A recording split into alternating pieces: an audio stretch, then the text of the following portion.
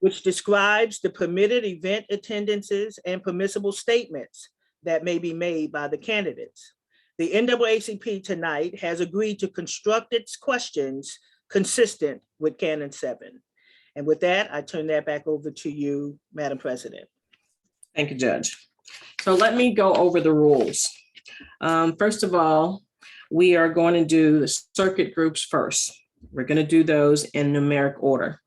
Candidates will be called in alphabetic order. Each candidate will be given a 2-minute opening statement. There will be a series of questions, probably around 6 or so, and you will be given 90 seconds to respond to each question. Some of those you don't need that much, maybe a yes or no. And then at the end of the Q&A from us, you will be given 2 minutes to make a closing statement. Judge Holmes will be the timer. And so when she says time, we're going to ask you to finish your, should be a couple more syllables in there, stop. And then if I say stop, that means we're going to move on to the next candidate. Well, hopefully we don't have to get there. And so we want to make sure we get everyone on an equal opportunity to speak and for people to hear, so we can make sure that our community is educated as to who is seeking our vote for judge in Broward County. And with that, if we can bring over Group 9, Ms. Applestein and Judge Gunderson. And let me make sure that you are able to do that. Let's see, co-host. And our first Vice President, Ms. Sonia Burrows, is going to be assisting us as well. So go ahead, Judge, to bring us over. Okay. I'm in the participant list. Okay, go right ahead.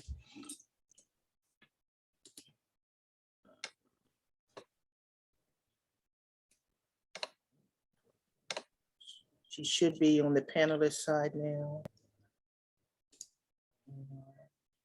Okay, no, I see Miss Britton. That's not correct. Natasha Britton is. I'll move Miss Britton. Okay. All right, so I'm bringing her over now. Did it take? There she is. Okay.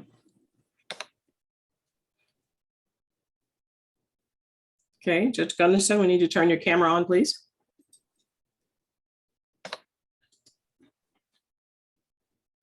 Judge Gunderson, would you turn your camera on? Hold on.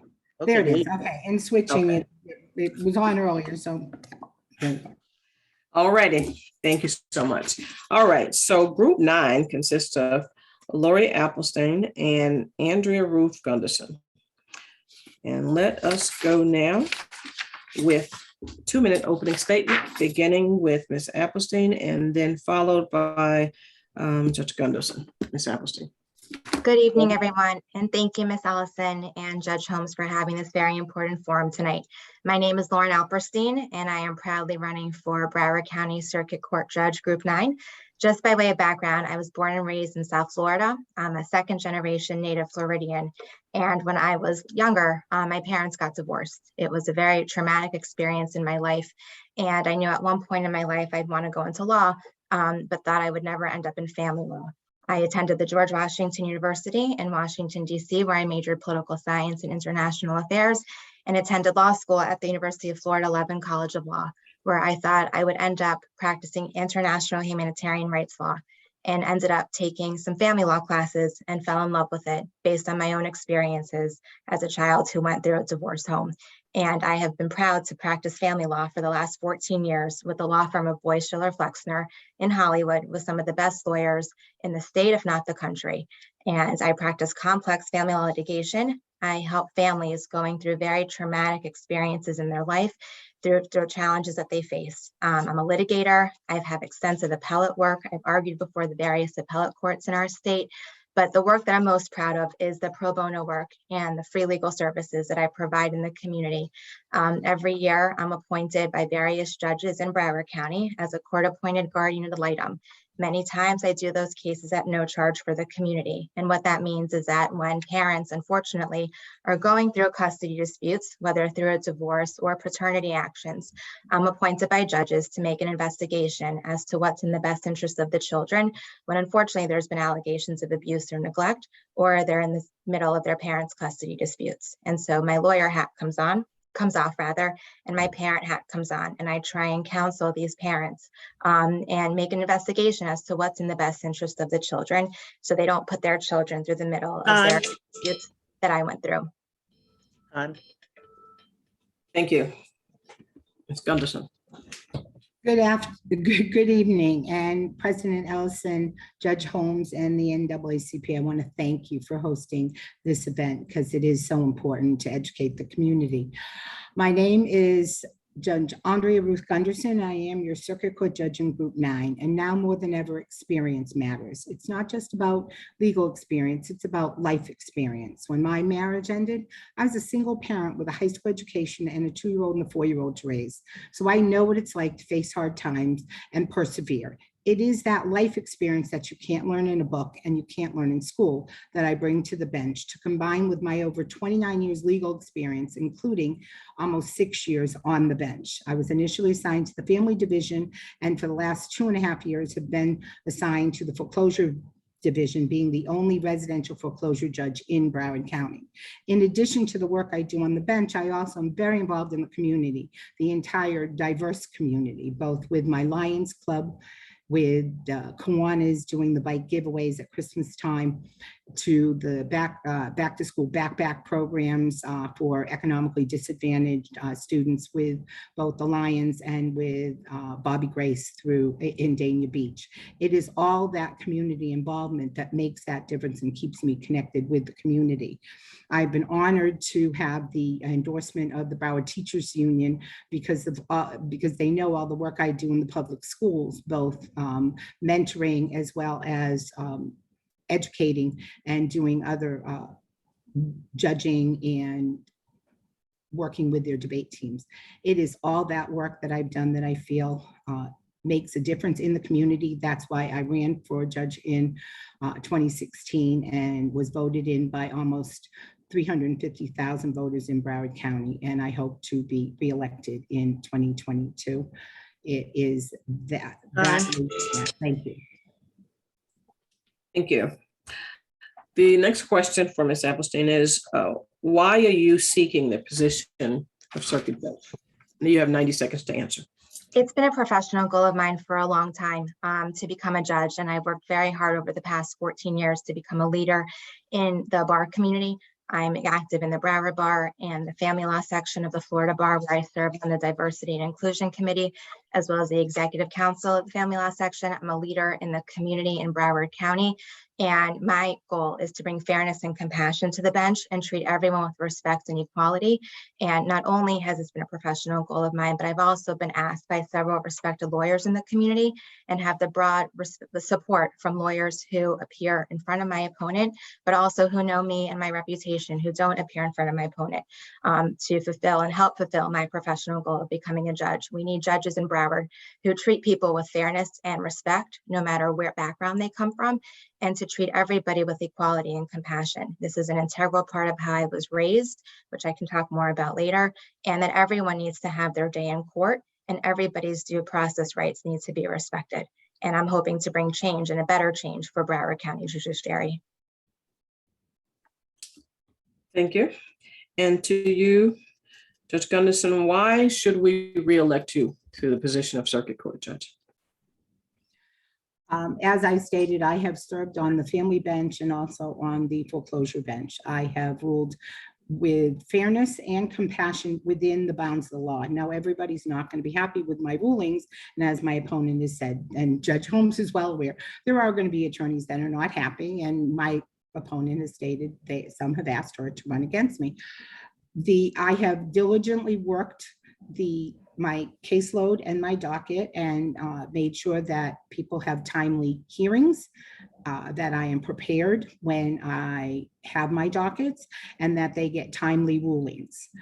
There's always going to be in the almost 6 years I've been on the bench, I've had approximately, I believe, 4 to 5, I believe, reversals, and they have been addressed. Generally, there were 2 that have been pointed out as procedural, but I have always diligently managed the docket with my staff and have been able to make sure that everybody has their day in court and in a timely manner. So I believe that with all of that and the outreach that I've done within the community, that I have served the community, I have upheld my oath, and also what I promised when I took the bench, to always be prepared, always read what the parties have provided, and make sure that timely. Thank you. Okay, next question. What quality or qualities do you possess that make you qualified for this position, Ms. Applestein? I think I'm a hard worker. I work very hard. Being a lawyer has never been a 9-to-5 job for me, and neither will becoming a judge. I care about this community. I care about the community I was raised in. I care about the community my husband and I are raising our children in. My grandparents were public school teachers, and my dad's parents were lawyers who started their career. My grandfather was a lawyer who practiced in Broward County at a time when you couldn't be a Jewish lawyer in Broward County, and at a time where African Americans had a problem gaining access to representation. And he built his practices, his career representing African Americans in Broward County in my own backyard, because when he heard that they couldn't have access to justice, he said that was just not right. And that's how I was raised, is that making sure everyone is cared for in the same respect and manner, no matter where they come from, because people are people and everyone deserves to have their day in court. Everyone needs to be listened to. People need to walk into that courtroom as a human being and leave the same way. And justice is blind, and people need to be treated with respect. And even if you don't rule in somebody's favor, you need to be respectful and you need to be compassionate, and you need to explain to them the process. Court's a very scary place. It was scary for me as a young lawyer starting out. And it's scary for the litigants who come in, and many who go in unrepresented. And the family law division, there's a huge amount of cases that are done by pro se litigants. And so I've really spent my career. Time. Thank you. Judge Gunderson, tell us about the qualities or quality that you possess that would cause us to vote for you to retain your seat as judge. Well, I mean, I think that one of the key qualities in Judge Holmes, knowing teaching up in Judges College, is to be a good listener. I mean, essentially, that's what judges do. We listen to the evidence presented and the testimony presented. Also being prepared, making sure to review what's being sent, make sure that if there's case law that you review that and that you understand how that law is applied. It's also making sure that people have timely hearings, and I've been able to do that. In the foreclosure division, we're able to continue to keep that caseload moving, and I'm also able to show that compassion and discretion in giving people some additional time when they need to transition after foreclosure into either other housing or to sometimes work things out with the bank. It's that kind of compassion when you have that understanding of facing hard times that makes that difference. It's those qualities of that life experience combined with the legal experience that I do have, as well as having had almost 6 years on the bench and understanding both docket management, time management, and being prepared for and managing the caseload and making sure that people are heard. I have a lot of pro se defendants that come into foreclosure division. It's just explaining that the law is. Thank you. Thank you. And so let me just say this. Judge Holmes is retired. She's a general counsel for the NAACP, and she is an independent, non-endorsing person. She is not endorsing any of these candidates. She is here tonight in her capacity as general counsel to make sure that we ask questions that are not in violation of any canons. But just so, I know you're referencing Judge Holmes, as you all know each other. She does know lots of people in this town, in this state, in this country. but tonight she is independent and she is non-biased as always.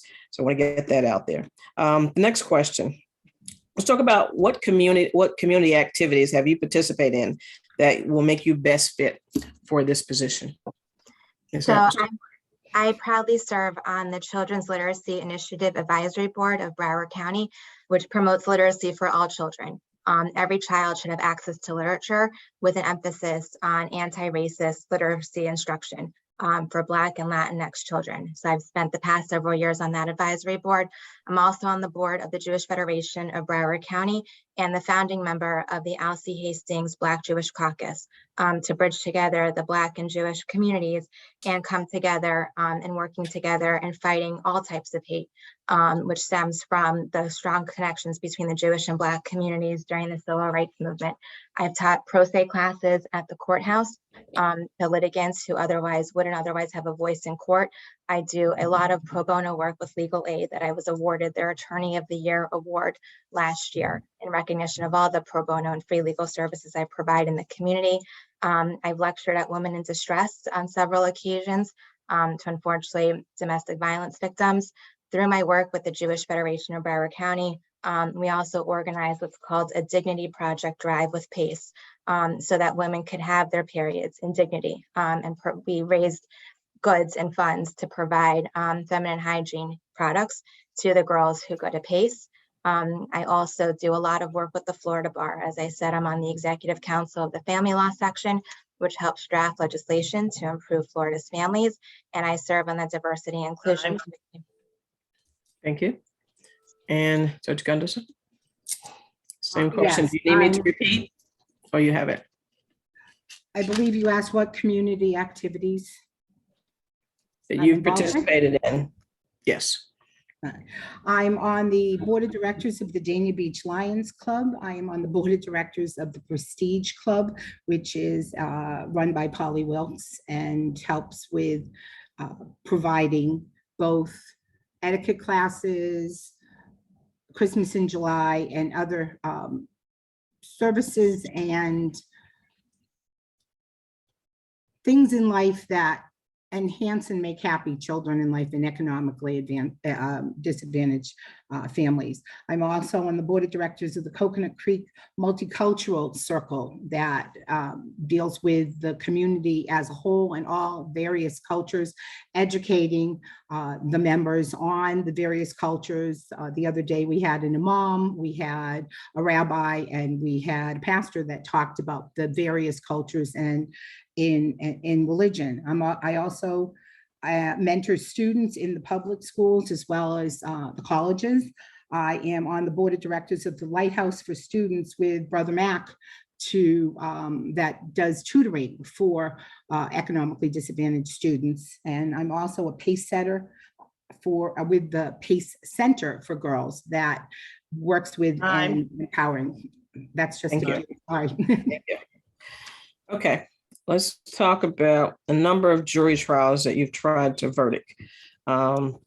This certainly is important because juries are comprised of people from the community and it shows interaction.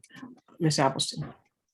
So because my practice is family law, those are non-jury trials. So all of my trial work, which has been extensive, has been bench trials. I do recognize the need to understand how jury trials work though. So I have observed jury trials and there's a reason there's Judicial College. And so hopefully when elected, I could become more experienced and more versed in that. And while I understand that jury trials are important, there has been a large cross-section of my practice given family law. So I have represented people who've been incarcerated. I have dealt with corporate matters. I have dealt with people unfortunately going through bankruptcy, people unfortunately going through foreclosure. So I've had wide access and experience to all areas of the law, but I have not had any jury trial experience. But I have also argued before the District Courts of Appeals. Thank you. Judge Gunderson. Yes, I've done approximately 9 jury trials from voir dire to verdict. And but that was prior to taking the bench. Since I've taken the bench, the assignments I've had are non-jury divisions, both the family division, then the domestic violence division, civil and the foreclosure division around non-jury, but I have had experience with jury trials, prosecuting up in West Palm, as well as criminal defense here in criminal defense locally, and have taken them to verdict, from voir dire to verdict. Thank you. And if elected and you had a choice, what would be your dream division assignment and why? Ms. Applestein. For me, I just want to get there. Like I said before, it's been a professional goal of mine for a very long time to become a judge, and I am here to serve. For me, becoming a judge is really an emotional goal. I'm taking a pay cut. And for people who know me, I don't want to wear the robe. I don't want to be called judge. I don't want to bang the gavel. I just want to get there and be able to help the people who come before the court, and make sure that they have their opportunity to have their day in court. The judiciary is a very important branch, in my opinion, the most important branch of our government. And I think when people lose faith in our judiciary, then all hope is lost. And my hope is that when I'm a judge, that people will have faith in our judiciary, because I will uphold the integrity of the office and make sure that everyone who comes before me is treated with dignity and respect. I know the family law lawyers would love me to be in the family law division, but I'm really open to going anywhere, and I just want to help people. As I told the Sunset Note interview when they endorsed me, I didn't go to law school with aspirations to end up at a partner at a big law firm. I went to law school because I wanted to really use my law degree and help people. And this is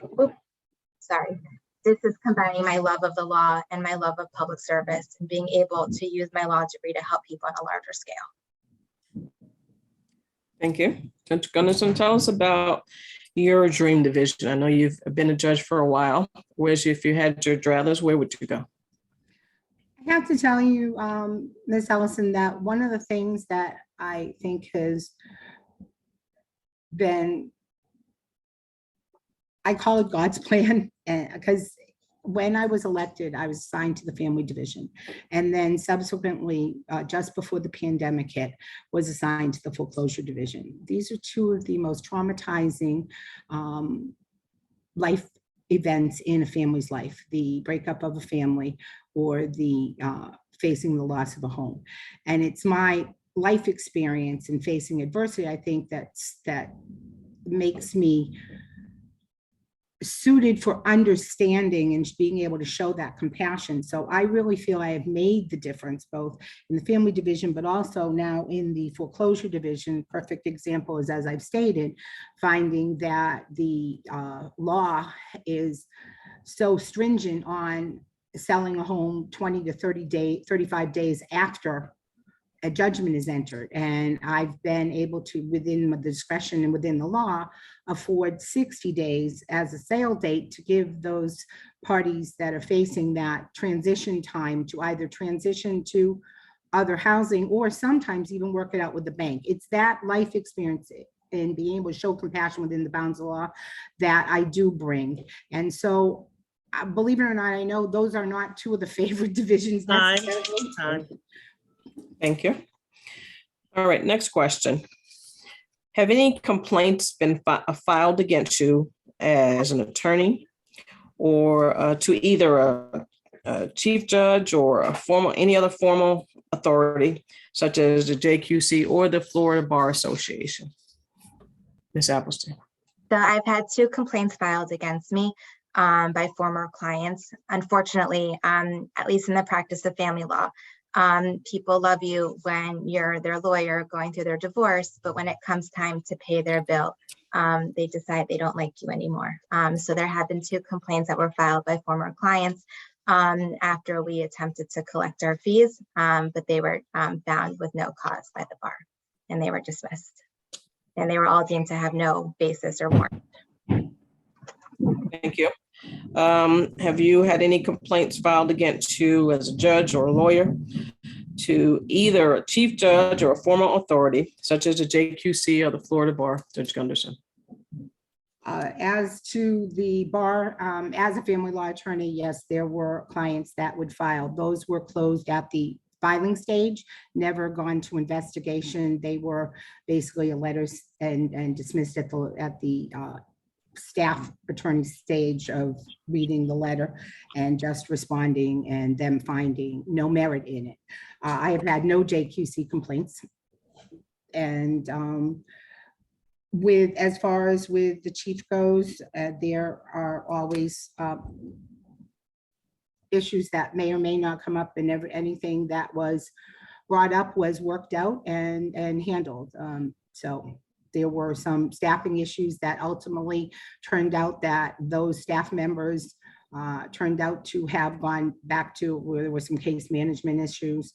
And initially it was thought it was on me. And then when they went back up to case management, they actually terminated the individuals. And I heard that basically it was said Judge Gunderson was right. So I had tried to work with them, but of course there had been some case management issues, but it turned out it was the employees that just had issues with trying to work within a very busy division and stuff. But when they got back up to their departments, their supervisors found that they were not working out, and both of those were terminated. So Time. Thank you. Okay, that concludes our question. So we will offer a 2-minute closing, beginning with Ms. Applestein. Well, thank you again, Ms. Ellison and Judge Holmes, for having this important forum tonight. As I mentioned, my name is Lauren Alperstein, and I'm running for Broward County Circuit Court Judge Group 9. I've been proudly endorsed by the Sun Sentinel, and that is something that I'm extremely proud of. And if you look at the people supporting me, I feel very fortunate to have the support of 4 past Florida Bar presidents, Dory Foster Morales, Stephen Zach, James Fox Miller, and including Eugene Pettis, who I hold in the highest regard, who recognize that I am the best candidate for this job. Again, this comes from how I was raised. And no matter how little my family had, there was always room to give back, and never forget where you came from. And no matter how little my family had, they were always giving. And that provides an extension to myself, as well as an extension that my husband and I are doing with our children. This is the community I was raised in. I care about our courthouse, and I want the people there being treated with fairness and respect, and that everyone's treated equally and with compassion, and that everyone, most importantly, has their day in court and their due process rights are protected. And that's what I'm hoping to do while I'm there. I've lived my life with integrity, with giving back to this community, with compassion and respecting everybody. And we need people like that on the bench who care, who are genuine. And you don't have to take my word for it. But if you look at the broad support that I've received from across this community, both the legal community, between my opposing counsels that I've had who are coming out to support me, between lawyers who have appeared in front of my opponent, but also know my reputation, and the community leaders. I am change. I want to bring change to our courthouse for the better. I want to get there and serve.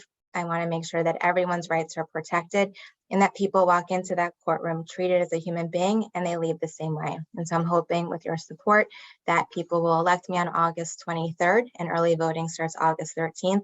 And I'm really looking forward to the opportunity to serve. Thank you so much. And Ms. Gunderson. Judge. Thank you. I've worked hard for everything I have to get where I am. As I said, I started out as a single parent with high school education. I do not grow up in privilege. The Sun Sentinel counted me out in 2016. They said I couldn't possibly win. I didn't have money. And I told them I had grassroots support. And they were proven wrong in 2016 with almost 350,000 voters in Broward County voted me into office. I've continued to stay engaged in the community, continued to be involved in the community, attending community events throughout our diverse community, and being involved in giving back as well. The Sun Sentinel has felt that they said the lawyers have spoken in this case. They said the lawyers have spoken because they've given my opponent $172,000 and they only gave me $24,000. As I told them, the people haven't spoken yet. And it's the people's endorsement. It's the people that matter. It's their votes. And so I'm hoping on August 23rd that the people prove the Sun Sentinel wrong again and show that the people's votes matter, not the money.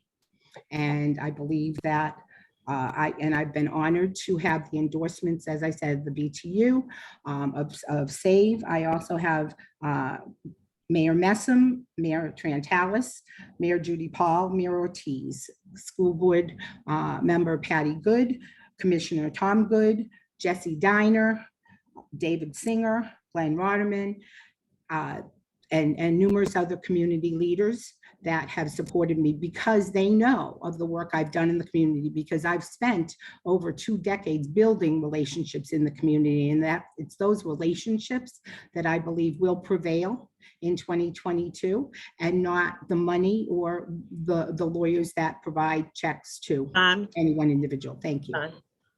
Thank you.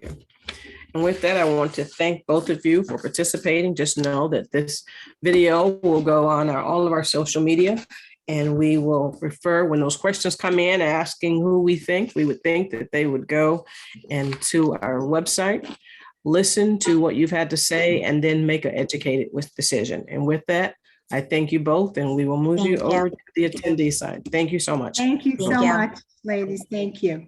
Thank you. All righty.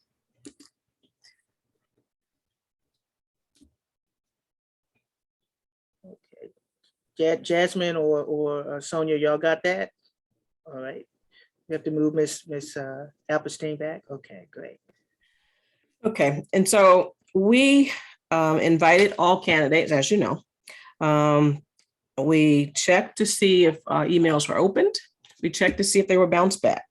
We did not get any RSVPs from group 17. From group 14, there were 2 candidates that did not RSVP to any of our correspondence. And because of that, we are going to move to group number 23.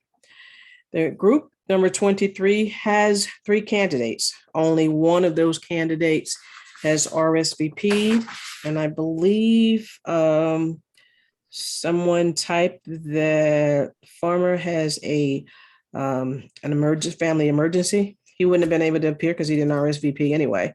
And I did Rhoda Skoloff. I did reach out. Her email did bounce back. I called, left a message, and I have not heard from her. So with that, we are going to go to the one candidate who RSVP, and that is Tanya Marie Williams. Got the wrong person here. Let me bring it. All right. While you do that, Mr. Hari says that he RSVP'd. Can you forward that to me right now, Mr. Hari, and I will bring you on.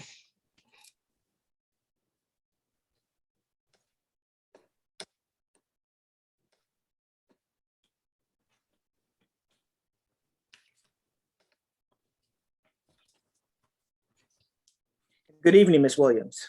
Good evening, Judge Holmes. How are you? Doing good, doing good. Madam President, I am.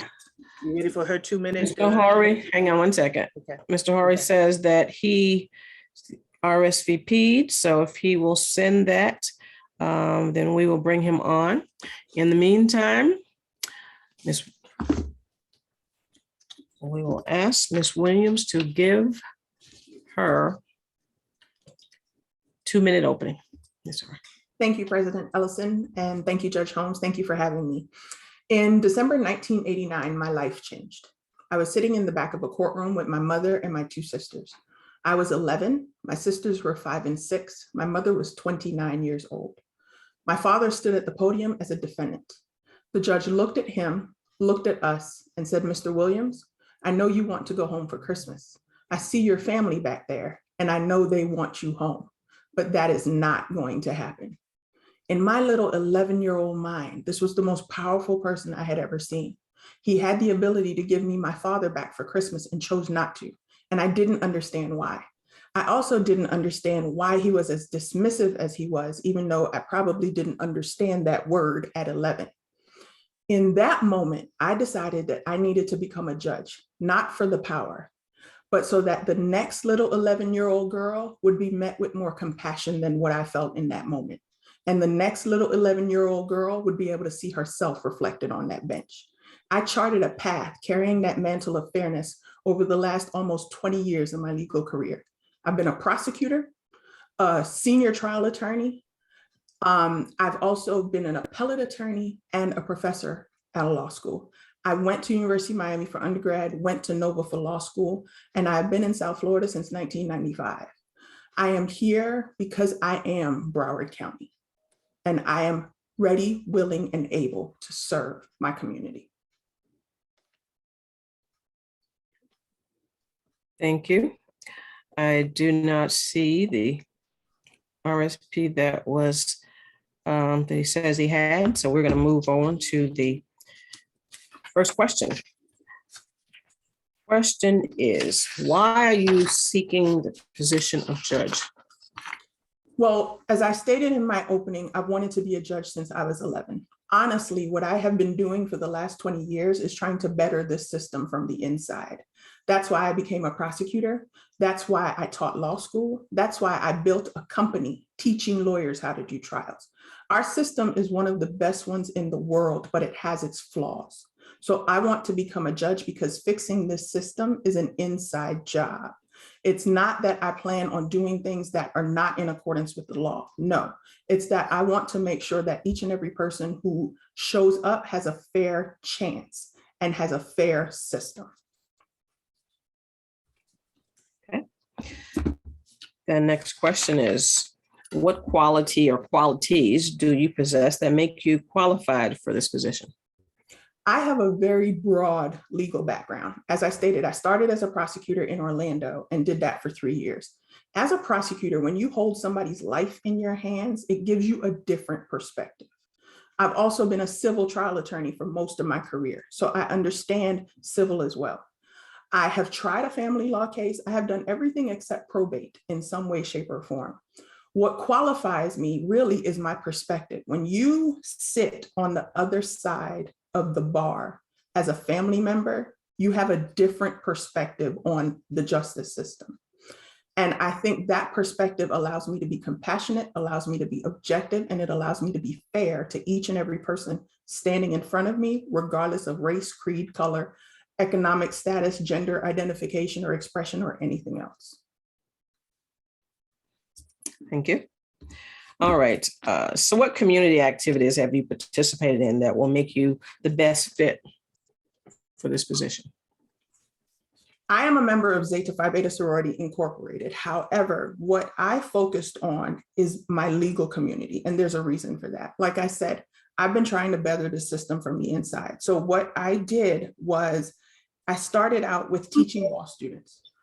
With teaching law students, it allowed me to be able to put better lawyers into the system. It allowed me to be able to shape them at a point when they were still trying to figure out the type of lawyer that they should be. Also, with the company that I built where I teach lawyers how to do trials, the reason I did that was because a lot of solo and small firm attorneys don't have the mentorship that exists in big law. They don't have the ability to sit there with senior counsel who is going to try the case and then explain it to them. So I wanted to make sure that these lawyers would be able to reduce the anxiety that they have and be able to produce better results, which produces better lawyers. So one of the things that I did was concentrate on my legal community to better this system from the inside. Thank you. Next question. How many jury trials have you tried to verdict? And so, as I said before, this question is important because juries are comprised of people from the community and it shows interaction. I have tried approximately 30, somewhere between 35 to 40 jury trials between criminal and civil. I'm a senior trial attorney now where my job is to teach the other lawyers how to do trials and to do that by being lead counsel in their trials. I actually just tried a jury trial sometime in the last couple months, sometime between April and May. So I've done a number of jury trials. I've also done a number of non-jury trials. I think my total trial count is somewhere between 75 and 100. Thank you. And so if elected and you had a choice, what would be your dream division assignment and why? much like Ms. Alperstein, the goal is to serve the community. If I had a choice, I would prefer civil or criminal because that's where I have my legal experience. I want the residents of Broward to have someone who is well-versed in both trial process and the law to start. We can get up to speed in the legal area because that's what we do as lawyers. But I would love to be able to serve the community to the fullest and to the best of my ability by being well-versed in the area that I'm sitting in and trial practice as well. Thank you. Have any complaints been filed against you as an attorney or against to either a chief judge or any formal authority such as the JKC or Florida Bar? Not to my knowledge, no ma'am. Okay. All right, so is there anything in your background that would have an influence or impact on your ability to perform your judicial duties? Anything in my background that would impact my ability to inform my judicial duties? Nothing negatively that I can think of. However, in my background, like I said, I came from nothing. I am absolutely the rose that grew from concrete. I understand being the first to go to college, being the first to go to law school, being the first to do a lot of things, including qualify as a judicial candidate. I think that informs my judicial temperament, it informs my judicial philosophy, and it informs the fact that I understand that the person standing in front of the bench is having their worst day, and they need to be treated with a level of compassion and objectivity that understands and acknowledges that. Thank you. And with that, we will go to your 2-minute closing. Thank you again for having me, President Ellison. Thank you again, Judge Holmes. I have been in South Florida between Miami, Palm Beach, and Broward County since 1995, other than the 3 years that I lived in California. I've lived in Broward for a total of almost 10 years. I understand that there are those who will say, I'm not from Broward County, but here's the thing. I think the residents of Broward County are looking for someone like me. They're looking for someone that's going to treat them like a person. They're looking for someone where just like them, they grew up in a single parent household. Just like them, they did everything they needed to do to achieve their goals. That is what the residents of Broward County are looking for. They're looking for somebody that has a broad legal background, has tried cases, and understands that people should always be treated with dignity. People should always be treated like people, no matter what they look like, no matter where they come from, no matter who they are. Each and every single person deserves dignity. If elected to serve the residents of Broward County, I will proudly continue to stay in my home of Broward County. Thank you.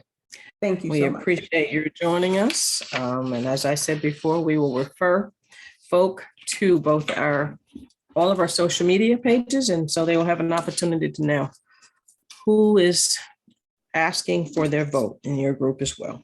Thank you so much. And ladies, we will now move to group 51. We have 3 candidates. We have Tamar Hamilton, Denise Kishner, and Lorena Mastriago. Right, I have moved Ms. Mastriago over. Hamilton has just come in. And Denise Kishner, Kishner. I'm looking for her name now. All right. You got that, Sonia? Yes, I just moved Denise over, Okay, great. and I'll do Lorena. She's already here. Oh, okay. I did that. I'm here. We got too many people at the control panel, Madam President. All righty. Thank you so much. And so, thank you, ladies, for joining us. I want to say you all answered RSVP right away, and so we certainly appreciate that. We are going to, as we stated earlier, we are going to offer each of you a 2-minute opening statement, and we will start with Ms. Hamilton. Thank you. Good evening, Madam President. Good evening, Judge Holmes, my fellow colleagues that are here with us. Happy to be here.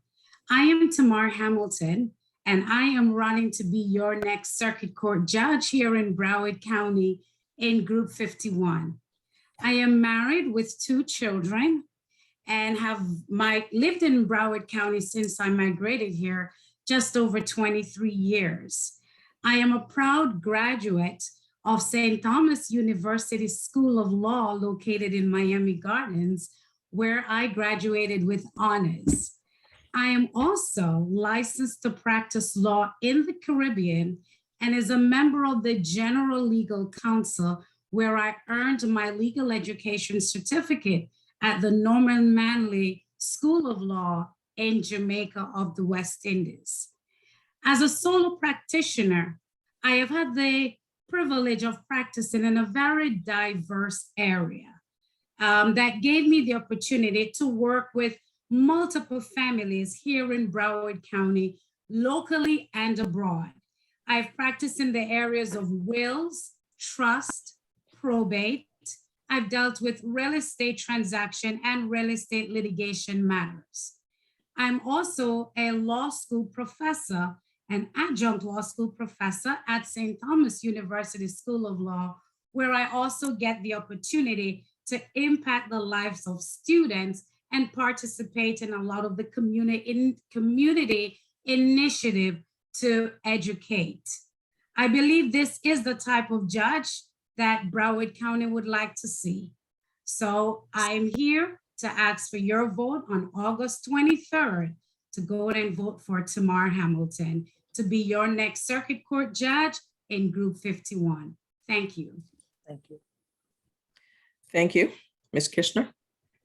Yes, good evening, ladies. Thank you, President Ellison and Judge Holmes for organizing this.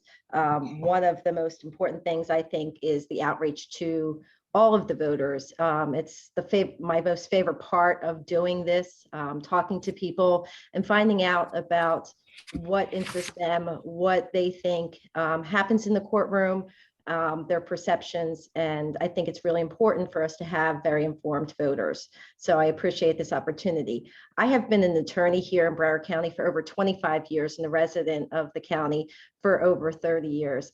And in that time, I have built my practice and worked with others in a way that I think has led me to this point. It's something I've always wanted to do. As a teenager in high school, I knew I wanted to become a lawyer. I knew when I graduated from high school, I was interviewed by a local newspaper, and I told them I wanted to go to law school, practice law, and then become a judge. So this is something I've always wanted to do, and I've practiced in a way that I think has brought me to this point. I have been a trial attorney in family law as well as in dependency, which is child protection law for folks that don't know what that word is. And I have represented tons of families in all kinds of situations, whether it is a divorce situation, paternity, step-parent adoptions. I've represented parents involved in the dependency system, whether they're non-offending or the most offending, who have been accused of some very serious matters. I've represented their children as attorney ad litem and been appointed by the members of the dependency bench. I have represented children as a guardian ad litem. And in doing all of that work and acting as a court-appointed attorney in many of those dependency cases, I have worked with people who have come into the courtroom at the Time. worst moment. Thank you. Thank you. And Miss, I don't want to butcher your name. Help me out here. Mastriago. Mastriago, very close, Judge. Okay. Good evening, President, Madam Allison, and Judge Holmes, and everybody else who's out there listening. My name is Lorena Mastrorigo. The hubby's Italian, so the last name has tons of R's. I have been practicing law for 23 years. I grew up in Broward County. When I came to the US from Buenos Aires, Argentina, I was 8 years old and have lived in Broward County for 40 years now. I left for college at the University of Central Florida when I went for a full scholarship of athletics, scholarship and academic for cross country and track with my identical twin sister. I have always worked most of my 23 years in public service. I started with the Public Defender's Office in Broward County under Alan Schreiber back then. And I left for 5 years to try out the private sector. The private sector, you get paid a lot better. You get to spend a lot more money, but I did not feel fulfilled. I felt that I needed to go back to the public service. I needed to help people who couldn't afford the private attorneys and actually were at the bottom of their life with the criminal charges.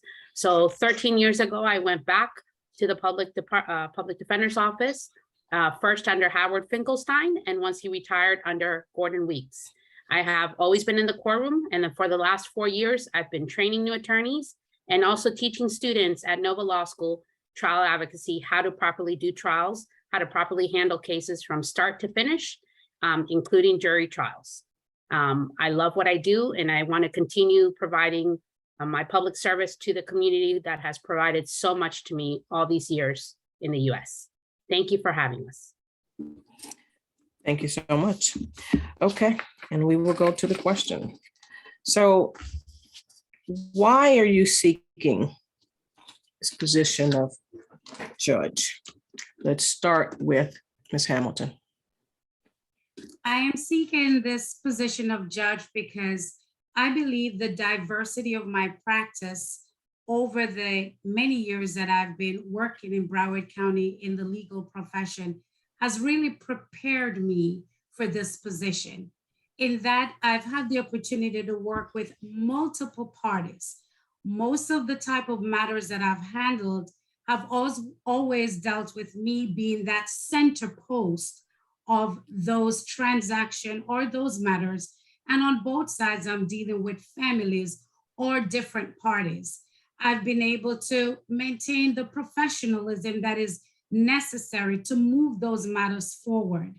I've been able to stand with families and clients through difficult times, rejoicing with them through the celebrating times. And I believe this diversity has prepared me for what a judge really does, managing cases, hearing both sides of a matter, and being able to apply the law in making the decision based on the issue presented. And that is what I have been doing in my law practice that I believe has prepared me to become the judge I am now seeking to become here in Broward County. Thank you. And Ms. Kishner, 90 seconds. Thank you. I think if you asked the 17-year-old self of me that I mentioned earlier, that I probably would have said, because I love the Constitution.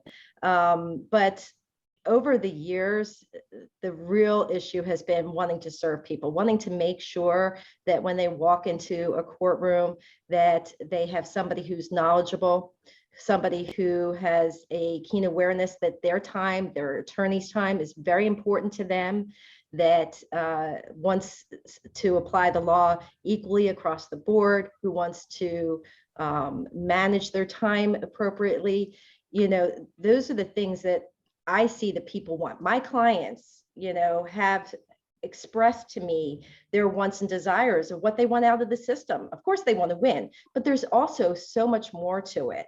And that has driven me at this point to make the decision that, you know, that dream as a young 17-year-old has turned now into something that I really, you know, want to be able to serve in a greater capacity than I have as a court-appointed attorney and as attorney ad litem and as a guardian ad litem, and to be able to make sure that everybody who comes into the courtroom gets their fair shake, gets their due process, their time, and goes out of there understanding that they've been heard. And whether they win or not, that's the name of the game, but that they really have had a fair shake. So that's what's inspired me. And Ms. Masteriaga?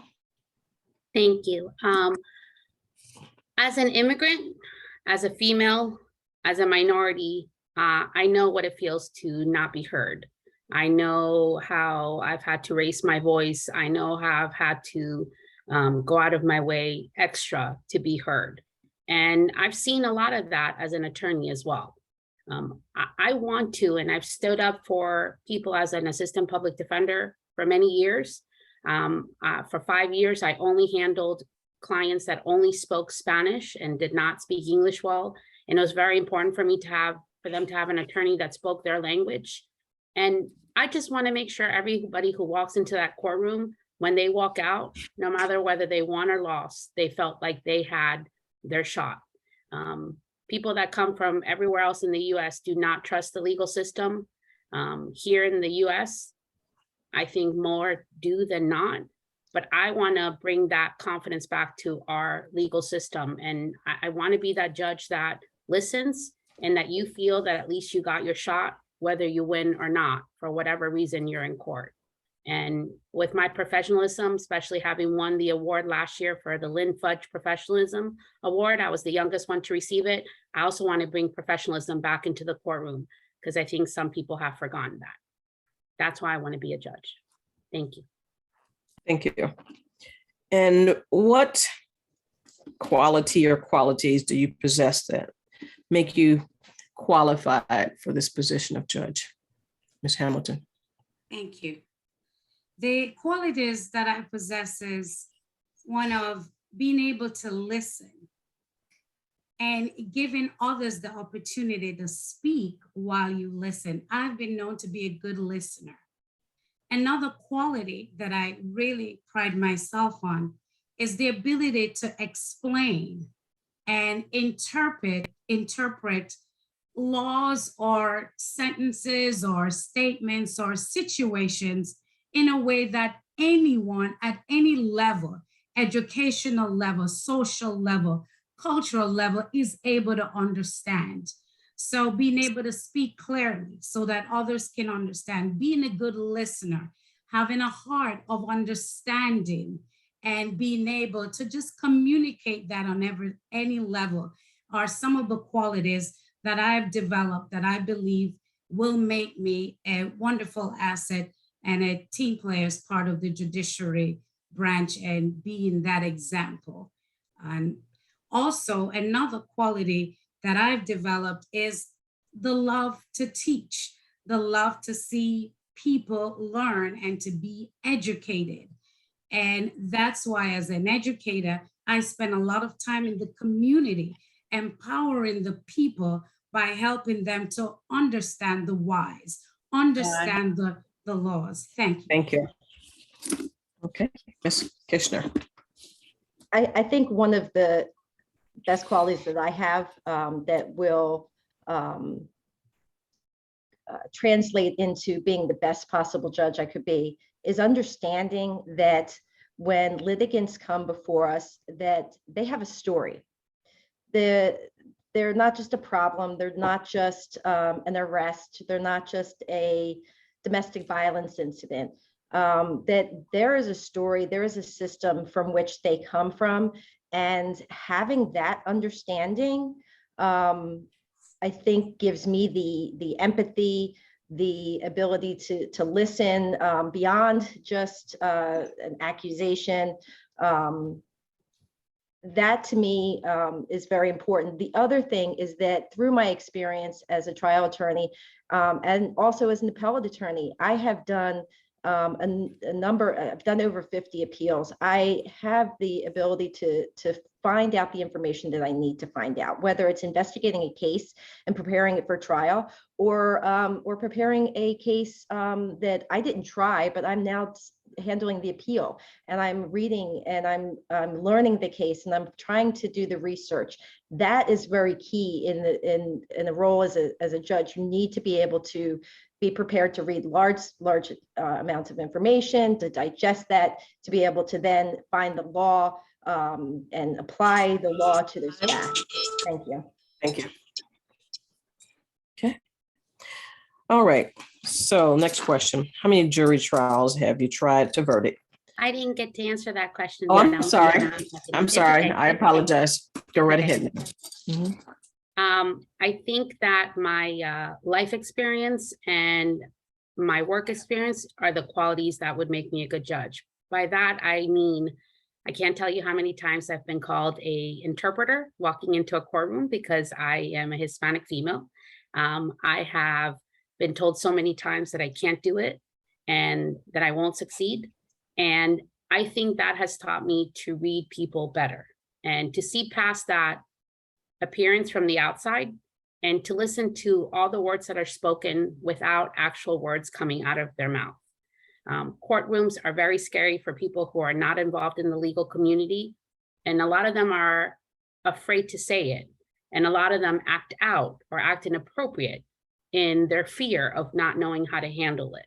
And I think through everything that I have seen as an attorney and everything that I have seen as an immigrant to the US and as a Spanish female, it has taught me how to read people and how to give them the benefit of the doubt and give them that comfort to be able to speak and to speak freely. So I think that's the biggest quality that I would bring to the bench with, again, my life experience, not only as an attorney, but as an immigrant and now as a mommy and as a wife. Thank you. Thank you. And thank you for speaking up when I blew past you. I appreciate that. Okay. Back to the question. Number 4 was, how many jury trials have you tried to verdict? Ms. Hamilton. Thank you.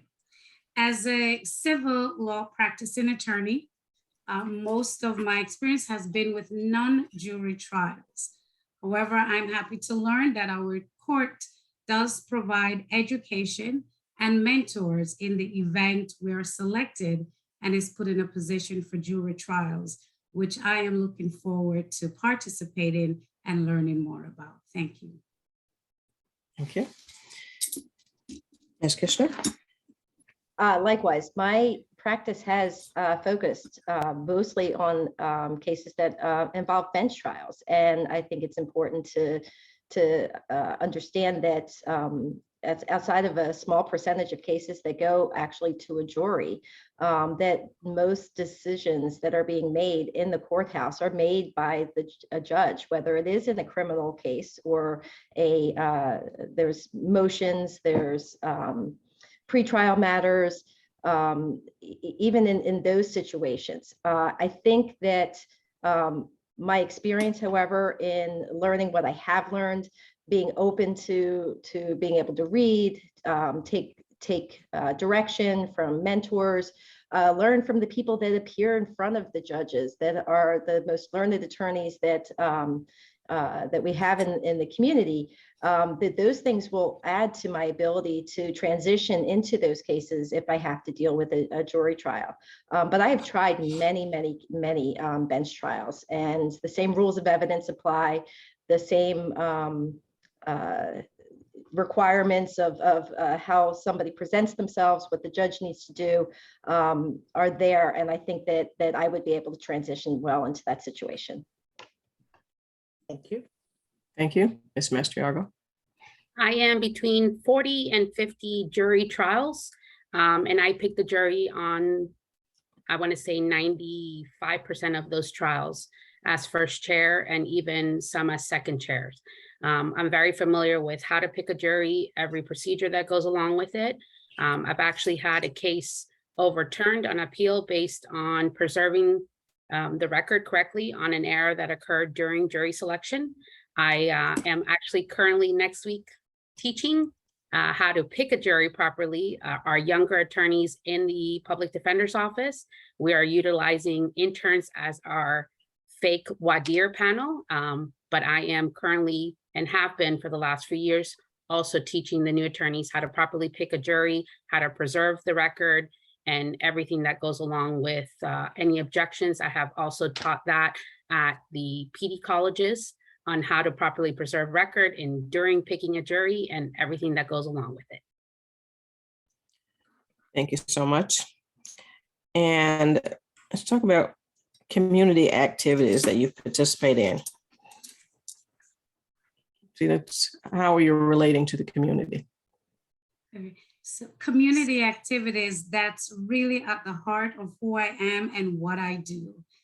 I spent a lot of times in youth-related activities, most of which will come out of churches or ministries or local groups, scholarship funding, such as the Kiwanis. I'm a member of the Kiwanis Club, and they do a lot of community activities giving scholarships. From grocery giveaways, you will find me there when we find an organization out in the community. Say, we're going to be out here giving groceries. That's an area that you will find me. You will find me speaking on the platform in our cities. Sometimes our cities are having homeowners programs that they want to educate the community on buying homes, preparing to buy homes, or legal issues related to titling their homes, or have you lost a loved one? So been part of a lot of effort to educate locally and abroad in the Caribbean, part of efforts working with orphanages in Ghana, in West Africa. So as a public speaker, not just taking the platform, but also putting on those sneakers and getting out there to help out a lot of our nonprofit organizations that actually go into the hearts of the community to give back. Thank you. Thank you, Ms. Kirshner. So a very large part of my extra time that I have spent giving back has been back into the legal community. There was a period of time where things were changing within, let's say, the dependency court, and in other areas where there was a court-appointed counsel. We shifted from one funding source to another, and there was a lot of a mix-up. So I served and did a lot of extra work at that point to act as a liaison between the defense counsel for the parents and the judiciary. I have also participated in court improvement projects within the dependency court system. I helped to form a now disbanded but organization called Justice and Dependency Actions that was for the dependency defense bar. I have served on the Florida Bar Juvenile Rules Committee to help improve the rules so that we have better movement of cases and understanding of what needs to take place as far as structure within the dependency cases. And aside from that, I've given back to my family. I have been involved with the Margate Youth Soccer Association and served there on their board for a few years while also volunteering with my son's team. And in the more recent years, my husband and I have had the privilege to be part-time caregivers for. Well, thank you. Thank you. Ms. Iago. Thank you. I'm very involved in my community, not only in the legal aspect, but in the everything besides that. I have coached basketball, baseball. Both of my children are still young and very involved in the sports. I have been a secretary, a treasurer, and a president for the Parent Resource Organization. Each term was 2 years, so I served for the school for 6 years in those capacities where we were responsible for every activity in the school that did not have to do with actual education. So from getting food, money to go then turn it over to more needy families. I have volunteered endlessly with Big Mama on Sunrise in toy collections, school supplies collections, and actually have taken my children to participate in delivering all that stuff. I have been the president for the Broward County Hispanic Bar Association. I am currently the vice chair for the Florida Bar Criminal Procedure Rules Committee. I have sat on the professional panel for the 17th Judicial Circuit that I was appointed to by our past Chief Judge for the Broward County Courthouse. I certainly am participating with the Broward Bar, and I am on a Spanish Hispanic committee. I'm involved with my church and very involved with the kids. Thank you. If elected and you had a choice, what would be your dream division assignment and why? Ms. Hamilton. Thank you, Madam President. My dream division assignment would be in the civil practice area, dealing with matters of contract law or business law. Why? Because this is an area where the law just allows you, it's so expanded, it's a very large area where it can venture into criminal matters, being fraud or breach, escrow dispute matters, where it can lead to a criminal or a civil component that I believe will give me a wide range of experience and allow me to also show what I've learned as an attorney and now putting it into practice as part of the judiciary. Thank you. Thank you, Ms. Kishner. It's hard to pick one. I think that whether it be dependency, family, or a criminal, those are areas where I think that I could take what I've learned as an attorney, dealing with the people that I deal with, having the understanding of those systemic issues I was talking about, that is where I think I could do the most good. We have a number of specialty courts, whether it's in the dependency system where we have an early childhood court and the drug court. In the criminal justice system, we have the mental health court, we have drug court, as well as veterans court. And you know, there's definitely a need for that type of interaction between the judiciary, the court system, and the people that come before them. And any place that I could serve in that capacity would be, something that I would love to do.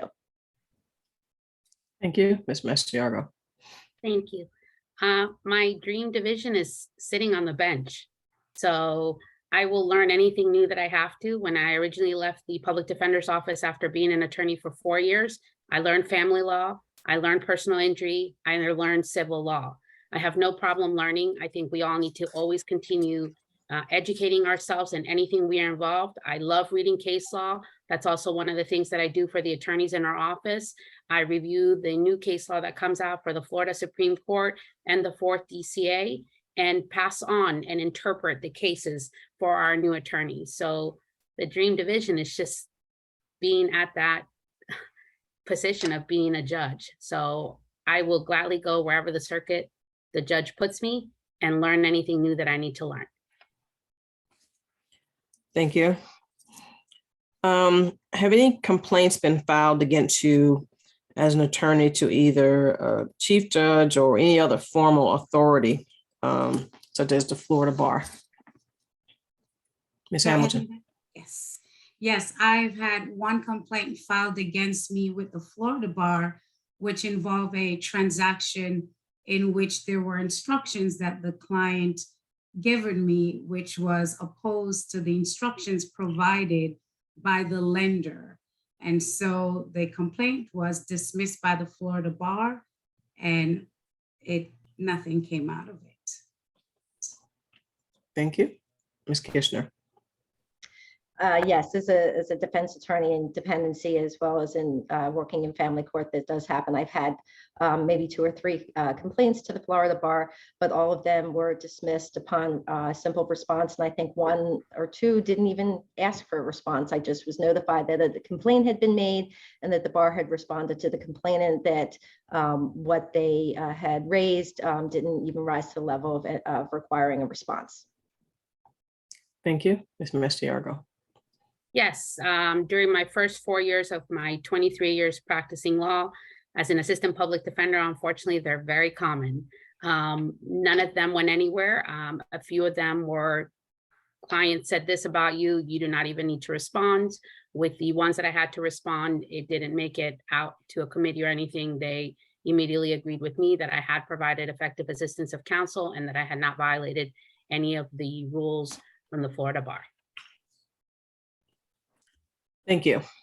And so now questions are done. Let's go to your 2-minute closing. Ms. Hamilton. Thank you. I have served the family, the communities of Broward County in trying times. And I have also served the community and I've seen in the laughing and the celebrating times. One thing that I've always been able to do is to stand with the clients, with the companies, with the matters that I've served, to remain organized, to remain that pillar post for those that are dependent on me to do the work that I've been hired to do or that I've been committed to do. And I intend to do no different as your judge here in Broward County when elected. I will continue to serve you with passion. I will continue to remain committed to serving and educating my community. And so I ask that on August 23rd, go out and vote for Tamar Hamilton to be your next circuit court judge here in Broward County in Group 51. Thank you. Thank you, Ms. Kishner. Thank you. I'd like to respond to start with one of the questions that was in the chat about trial experience. And I want the voters who are listening and understanding is that it's one component, but it is an important component. And the reason being is that to understand what a judge is required to do takes a lot of experience within that courtroom. And I believe I bring that to the table. For over 25 years, I've been in the courtroom. So I understand that the judge is just merely one part of that system, that there are clerks, that there are bailiffs, that the attorneys that strive so hard to work for their clients who come in and are, like I said, they're on their worst day and I want somebody to listen to them. And I think that trial experience gives you that insight that is so needed to be able to be fair, to be even-handed, to understand the law, to know what to do if you have those questions and you need to do the research, to understand when to stop, how to manage time, what are good techniques. Seeing good judges has given me that too. We've been very lucky in Broward County to have a lot of very good judges. And I believe I have worked over the years to glean everything that I can out of each one of them. And I believe I can be the next best judge here in Group 51. I'm asking for your vote on August 23rd or earlier when early voting starts on August 13th. Thank you for having us tonight. Thank you. And Ms. Morris, go right ahead. Thank you. Lorena Mastroigo, again, Group 51. Trial experience is very important. And I think trial experience in front of a jury is even more important because it's okay to have hearings in front of a judge. And as other judges that sit on the bench will tell you, the atmosphere in the courtroom is a little bit different when there's a jury there. Sometimes it gets a little bit informal for bench trials or for hearings. But when a jury is in that courtroom and now you have representatives from the community there and watching how everything works, it's important to know how to act. It's important to know the law. It's important to know everything that's going on in that trial at that moment. I have that experience. I've been in that Broward County Courthouse for 23 years as an attorney, 2 years prior to that as an intern. I love what I do. I love walking into a courtroom. And I'm friendly and get along with everybody, from the clerks, the deputies, the probation officers, anybody who walks into that courtroom. And you can ask about me in the Broward County Courthouse. Most of the people on the criminal side will have nothing but positive stuff to say about me and my experience. They have seen me in action every single day that I'm there.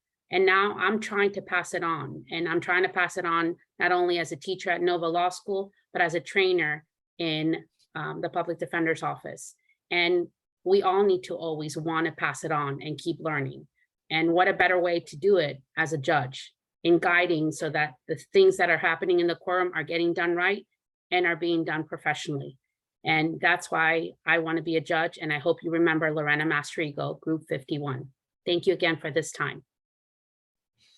Thank you so much, ladies. We appreciate you. And as I mentioned, we will be posting this on all of our social media so that people can hear those where we have usually a large live audience, but no worries. I will make sure that they get to hear each of your answers. And thank you so much. And we will move you now over to the attendee side, and we're looking for group 15. Thank you. Have a good night. Thank you. Thank you, everyone.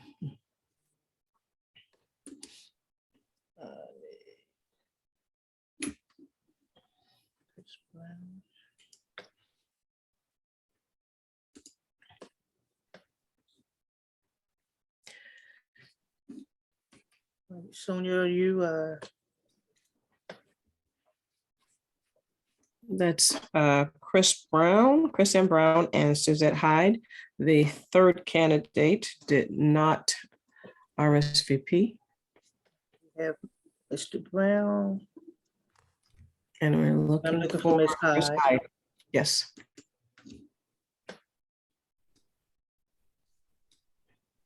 And by the way, RSVPs were sent out via email over a week ago.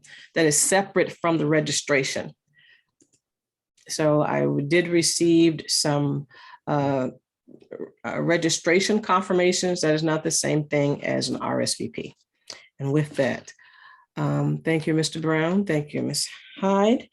We are going to, I'm not sure if you were on, but we're going to do 2-minute opening statements. We are going to do questions, which you will be given 90 seconds to answer, and then a 2-minute closing.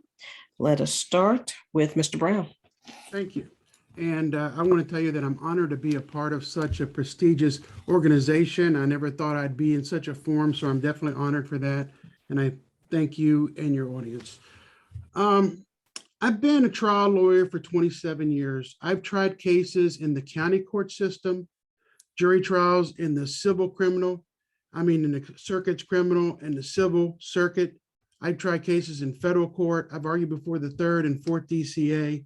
So I have the trial experience to qualify as a judge. And I've always said that all the judges that are running all meet the minimum requirements. So what separates me why I'm asking for your vote and your support, it's my life experience. I've been married to my wife for 37 years. We've been Broward County residents for 34 years. We raised 3 children in Broward County, all went to public schools.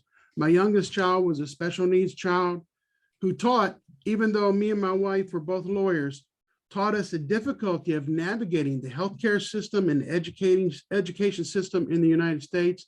It taught me the difficulty that every family has, all the struggles they go through, regardless of what the circumstances are. And that's part of it that taught me empathy for everyone, to see what each person is coming from. So I think that's an important part.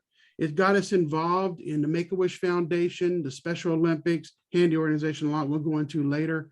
But basically, I believe that my ability to recognize people for who they are, for what they are, is very important to me. When our daughter graduated high school, the students of Plantation High School gave her a standing ovation, which tells you that students get a bum rap these days, but they see people as individuals, they see people caring, and it was a beautiful gift that they gave me and my wife at graduation. And I think I'm going to carry that attitude. You can't have sympathy, but you can definitely have empathy. And I'm carrying that to the bench, and I'm hoping that for you. Thank you. Ms. Hyde. Good afternoon, distinguished panelists, concerned voters, and residents. My name is Suzette Hyde. I'm running for Broward County Court Judge, Group 15. I'd like to share with you a little bit about my background and who I am as an attorney and what drives me. When I came to this country in the 80s as a little girl, I was just really excited that finally I would be able to live with my mother. But my mother was a young lady and she was getting her degree in college. And so that meant that I had to stay in the library while she attended classes. But the library became my refuge and my friend, because it was there that I met distinguished people like Maya Angelou and Tina Turner, strong women, and I was inspired by that. Little did I know that years later, I would attend and graduate from New York University Law School, the same school that my mother went to.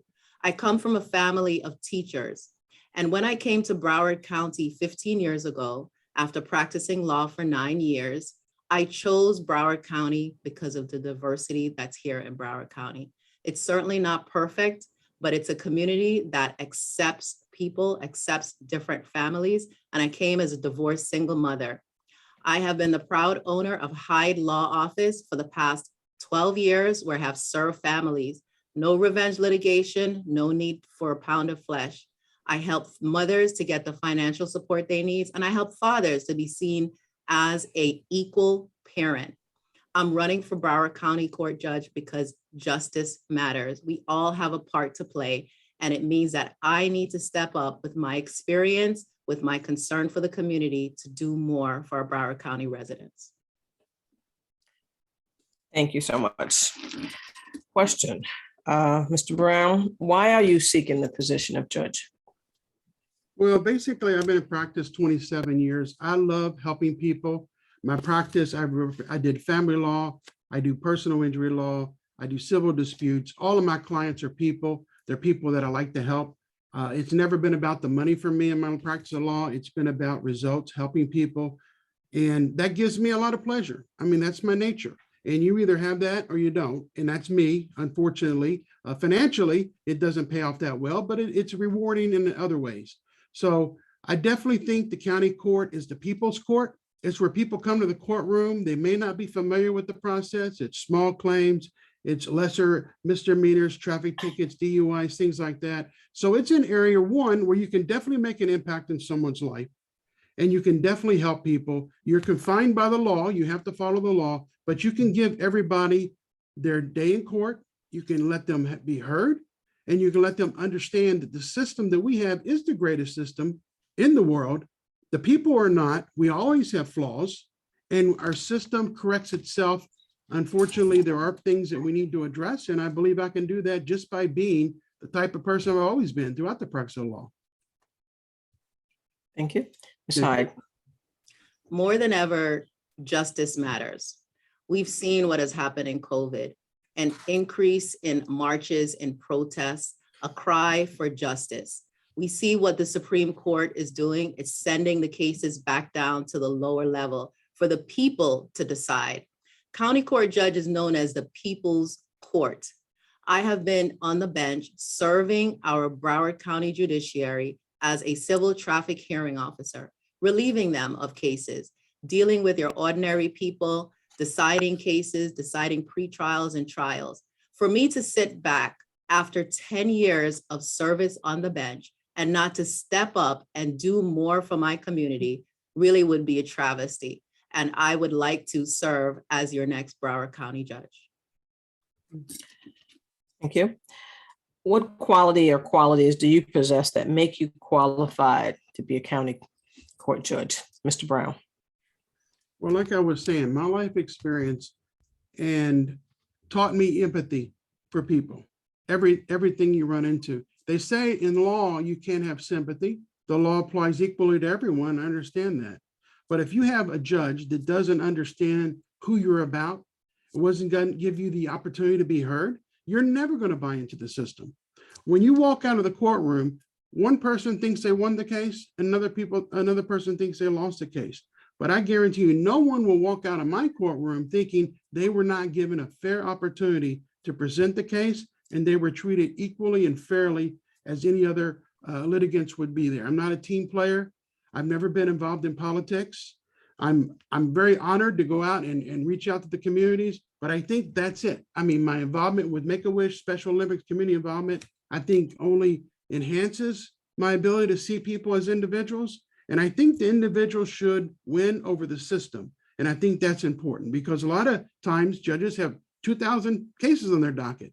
And sometimes you get lost in the shuffle and you get warehoused. And I think it's important to give every person that independent opportunity to be heard. And if you can't do that as a judge, you shouldn't be on the bench, in my opinion. Thank you. Ms. Hyde, same question. I think what a lot of people do not talk about is a strong guiding moral compass. My grandmother passed a few years ago from Alzheimer's, but when I graduated from law school, she gave me a Bible and it said in it, "For what shall it profit a man if he shall gain the whole world and lose his soul. And I think that has been my guiding principle. I have had the opportunity through the benefit of a good education to work on Wall Street. I've had the opportunity to work with many big firms, but I know that I wanted to work with families, to educate people, to help them to use the law in order to improve and become better because of it. And I think that I bring to the bench the strong moral guiding compass. I also bring a strong work ethic.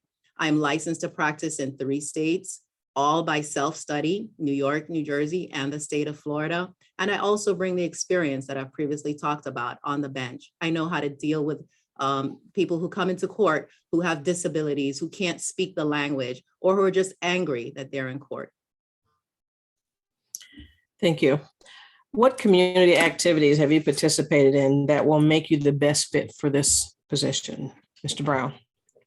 Well, like I said, because we had a special needs daughter who was granted a wish by Make-A-Wish, it got our family motivated to get involved in that organization, which we've done.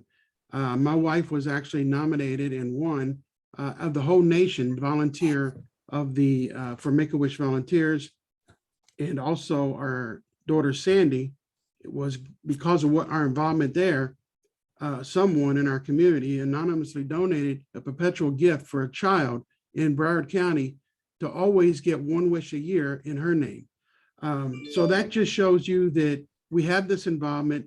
I've been involved in the Special Olympics only because our family was very big in that, and our friends and family that would give us a lot of joy to do that.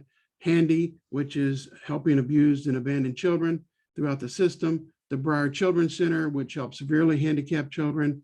I've been involved with JCC programs. I'm involved in my local church. I think all of that, just people working together and trying to improve the community, is very important to me. And I think it's rewarding beyond anything. Now, I've been involved in normal bar association, things like that. But my main focus has been on these small community groups that actually make a difference in the community and help people. So I think I bring that to the bench, just the awareness, just that's who we're about. That's what we do. And I think that would serve me well.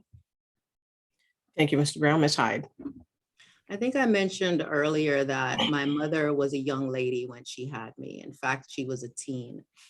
And that meant that I lived in several different households, and I was raised by different people before living with her. I was raised by my great granduncle who was sick, and then I was then raised by my grandfather.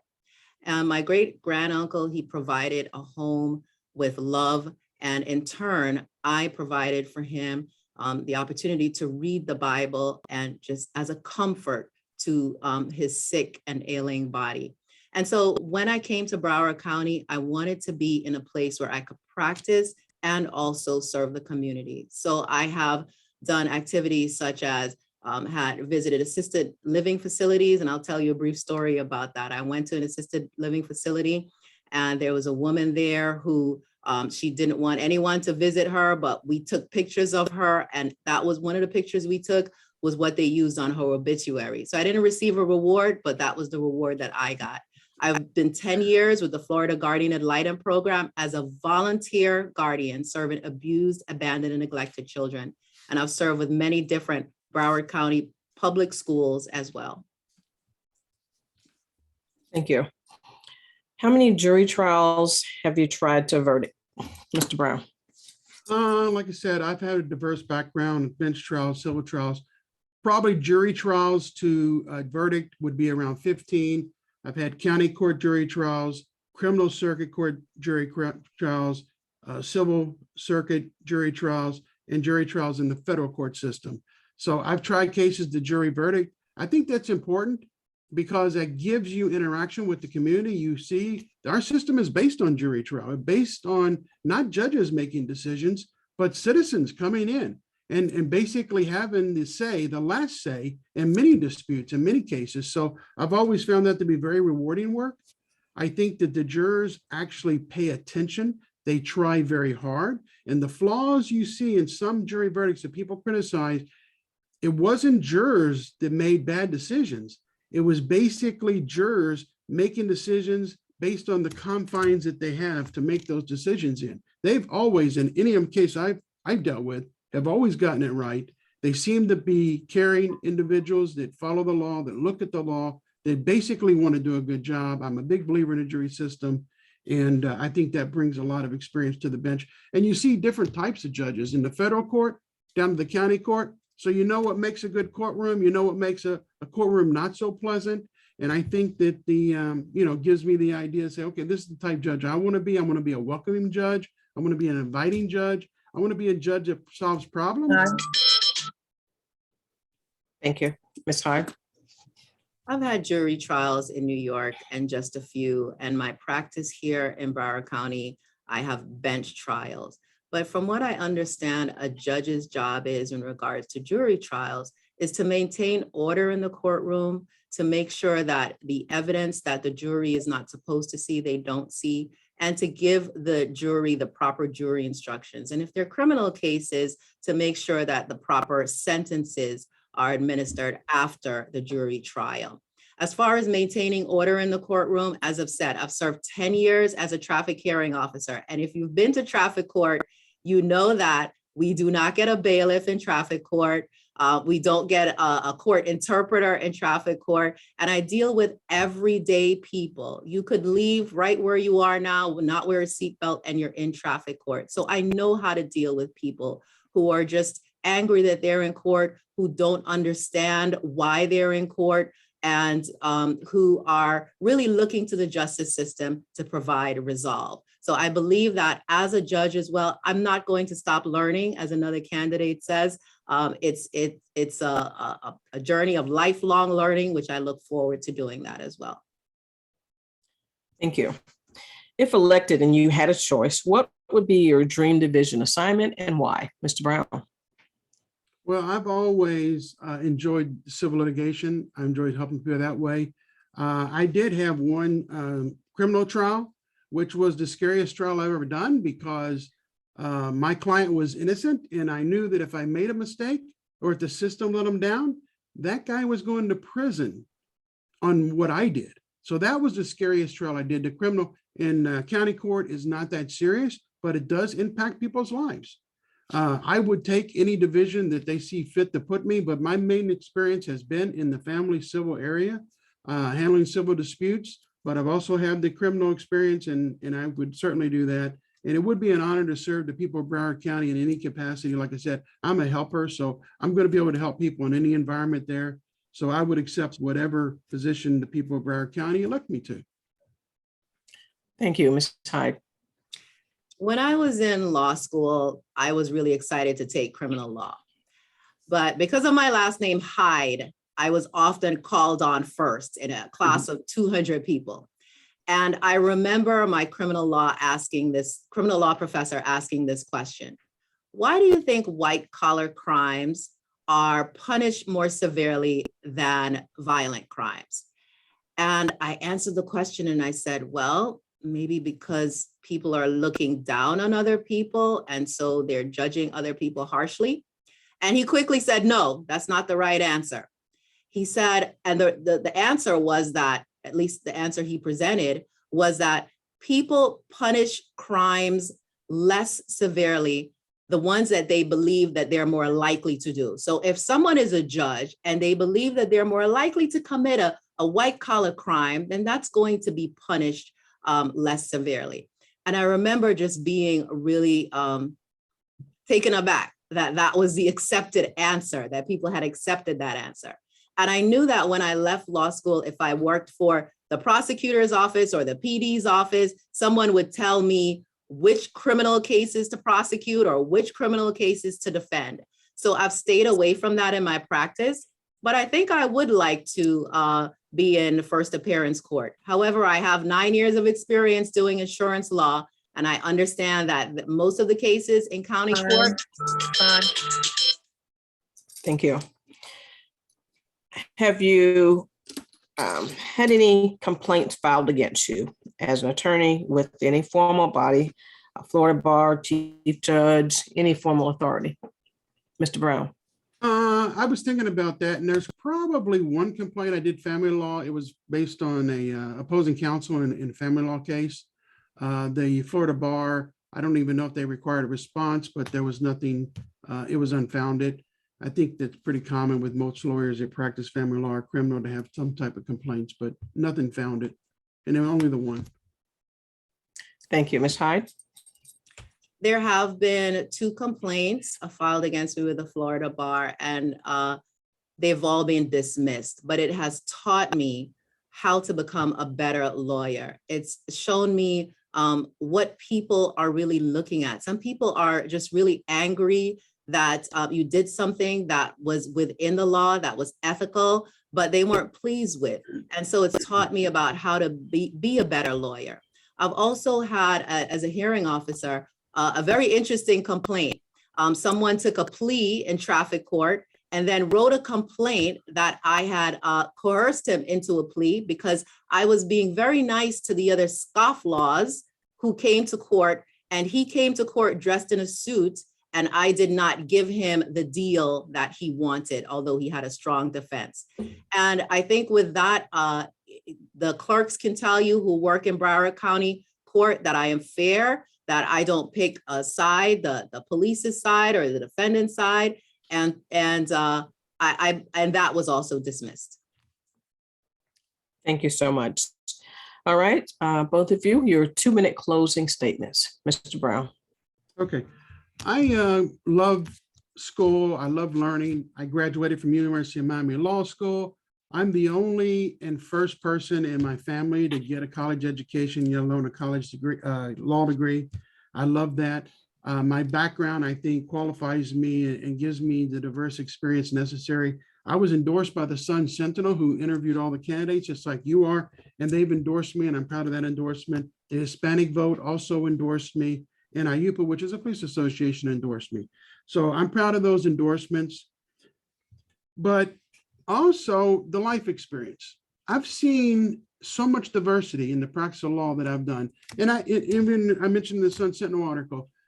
A long time ago, I was a correctional officer in Dade County for about a year, and that's where you go to jail and you're not sentenced, you're an innocent person. So it allowed me to see how people that are incarcerated, they've never been charged with a crime, never been convicted of a crime, how they're in their system and their need to be treated like human beings, and the ability there also as an officer, what you can help. So no one likes being there. It was times of uncrowdedness. So it really shows you the perspective of all areas of the law, the justice system, what happens with that. So I think that taught me a perspective. I didn't do it long. I met my wife as a correctional officer, and people asked me, what was she in for? And I said, no, she was a correctional officer also. And she outranked me, and we've been married 37 years. And like I said, I had a beautiful wife. I thank God for it. I'm very blessed. And I'd like to use that attitude that I have to help people in Broward County. I think the county court's the perfect place for me. And if given the opportunity, I will serve. And there'll be no one leaving my courtroom with the belief that the system did not treat them fairly, because it will. Thank you. And Ms. Hyde. When we say the words with liberty and justice for all, it's not just some words that we say, and it's not an ideal that we're trying to live up to. A lot of us have become cynical about that, about achieving that, but now is not the time to become cynical about it. We all have a part to play. I just happen to be in a position where I have dedicated my career to being an attorney, to representing families, to being a voice for the voiceless, my involvement with the community to uplift the vulnerable. And now stepping up as Broward County Judge just means doing more for more people and in achieving that ideal of justice for all. I invite you to take the Hyde Road and vote Suzette Hyde on August 23rd. Thank you so much to the both of you for participating and responding to our RSVPs. And so we will certainly share the information in your interviews with our community. Have a good one. Have a good night. Thank you very much. And last but not least, group 26. We have 2 candidates here.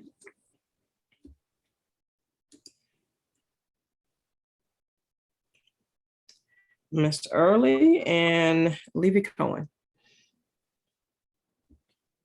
Got it.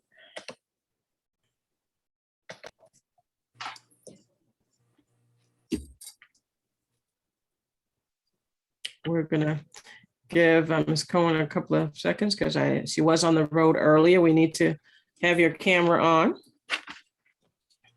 Excellent. All righty. So in case you missed the instructions, we are going to give each one of you a 2-minute opening statement. We'll ask questions in which you will give a 90-second or less response, and then we'll have a 2-minute closing. We'll do this beginning with Marty and Levy Cohen. Yes, Judge. We can't hear you.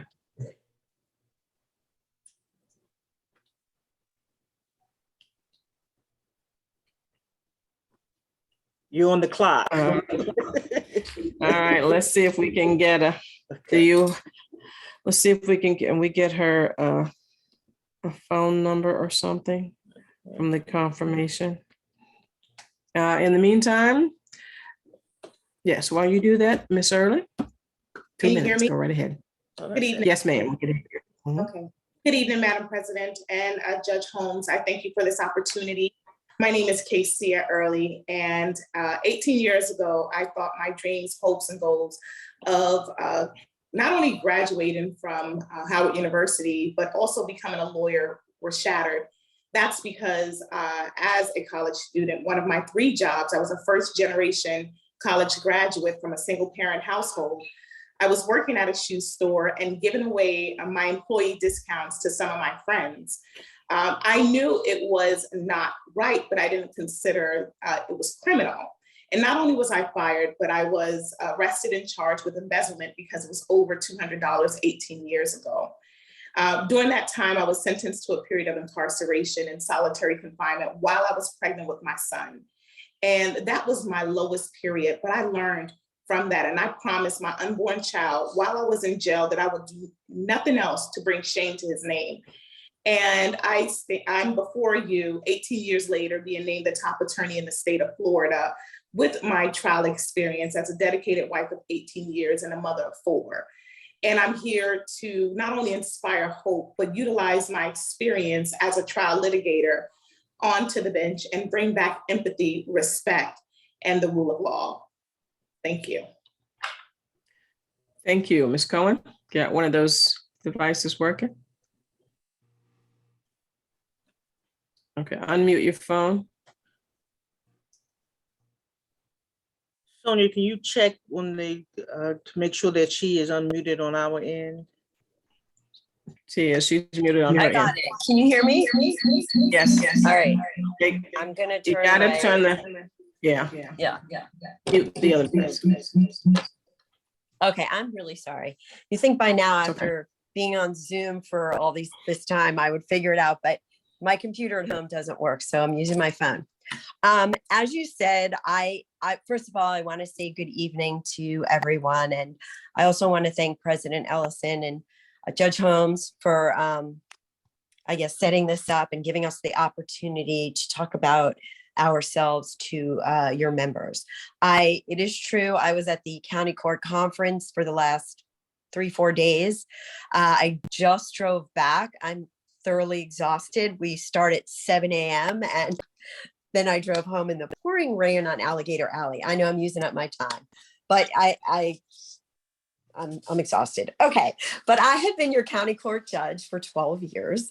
I have served as an acting circuit court judge, appointed for a small term for several months as a associate district court judge, where I wrote 3 opinions and helped decisions on 23 other cases. I am in the county court civil division, and I love being in that division because it's people's court.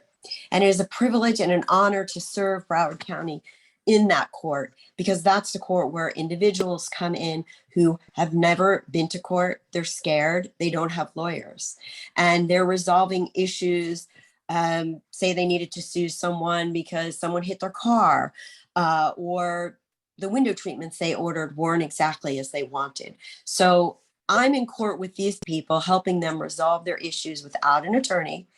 And so I have to be patient, explain the process, what's going on, and hopefully they will understand. Thank you. What's going on? Okay, thank you. Thank you. And Ms. Cohen, why are you seeking to retain your position as judge? Okay. As I said, I have been a judge for 12 years in Broward County Court.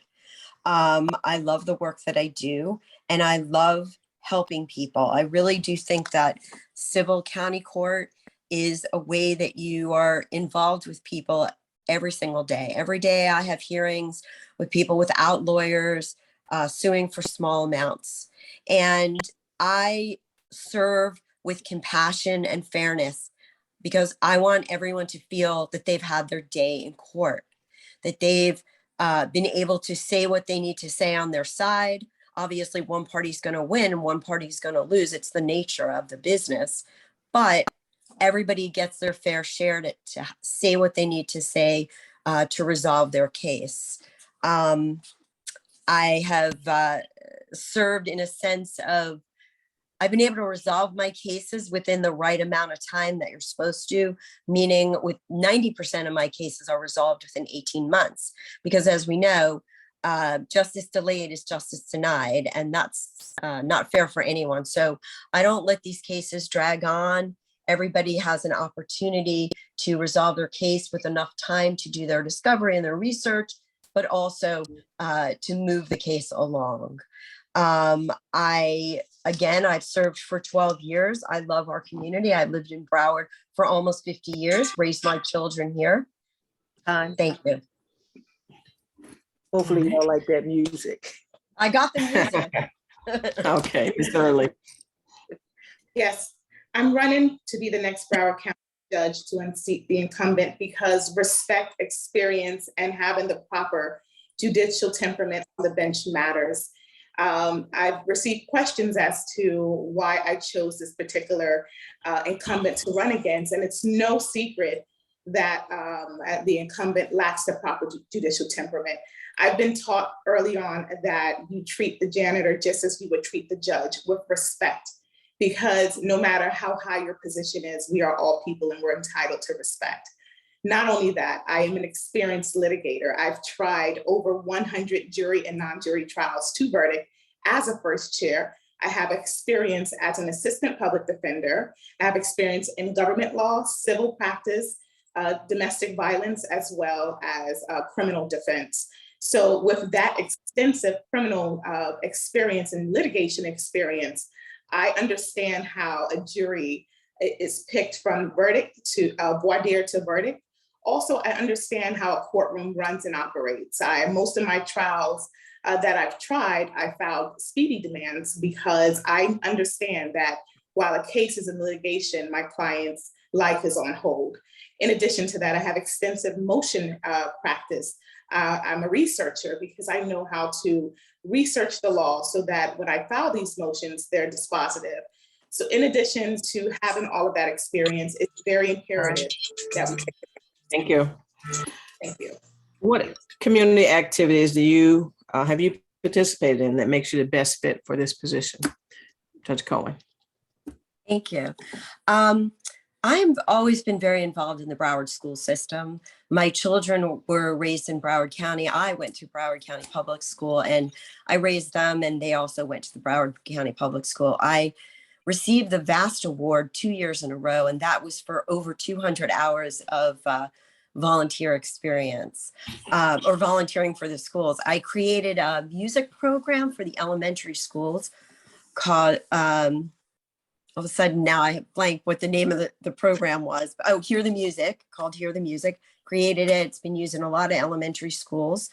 I'm involved in currently raising, well, I don't, as a judge, you can't raise funds, but I'm involved in my old high school. I am on the alumni board. We just had a huge event, 50 years of the school, and we raised money for scholarships for students that deserved it. And it was a wonderful, and I'm still on the board and I love doing that.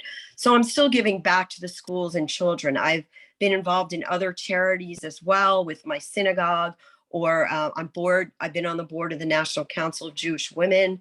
I love the Informed Voters Project. One of the Florida Supreme Court justices who retired is involved in it. And every year we bring some students into the schools, into the courthouse, and we assist them in learning how to voting. When you vote for a judge, you need to know who that judge is. Thank you. Shirley. Yes, I'm very much involved in my community, and I've been involved ever since I was a little girl. Presently, I am a youth ministry leader of my church, where I've been a member at for the past 8 years. I'm also a liturgical dance leader, so I lead the liturgical dance ministry for the members of our that's on the dance ministry. I also feed the homeless in conjunction with the Broward Outreach Center. I've been doing that for the past 3.5 years, every other Saturday. And what I do, since I have 4 children, each of my 4 children rotate every other Saturday. We pick up the food and we drop it off to the homeless shelter in Pompano Beach, because I want my children to understand that I grew up less privileged in a single parent household. And although they are blessed to have a 2-parent household and working parents, I don't want them to forget that my humble beginnings, and I want them to experience service. In addition to that, I'm a teen mom. I have 4 children. They all decided to be in 4 separate sports. My oldest son is in football, so I'm teen mom for his football. My second son, he's in basketball. I'm teen mom for basketball. I handle all the snacks.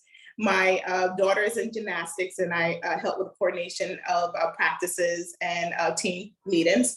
And my 4th son, he just registered for tackle football. So in addition to being a teen mom and being a liturgical dancer, I was also awarded Broward County Mentor of the Year because of the dedication and service through Women Up to Time.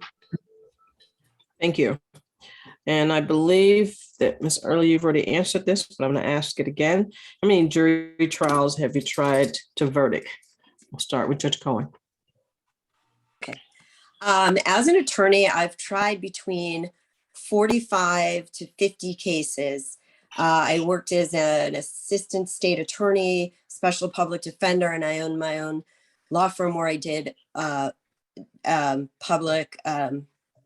private litigation, and I handle a lot of defense work. As a judge, I have tried 60 to 70 cases, and that was over a 5 or 6 year period. So I've been in the trenches. I've handled the jury trials. I know how to handle the jury, what to do with the jury, how to swear the jury in, how to deal with the issues, objections, and relevance. Obviously, 60 to 70 cases. Thank you. Thank you. And Ms. Early? In 7.5 Mhm. In 7.5 years, I've tried over 100 trials to verdict. About half of those, a little under half, were jury trials. I've always first chaired all of my trials.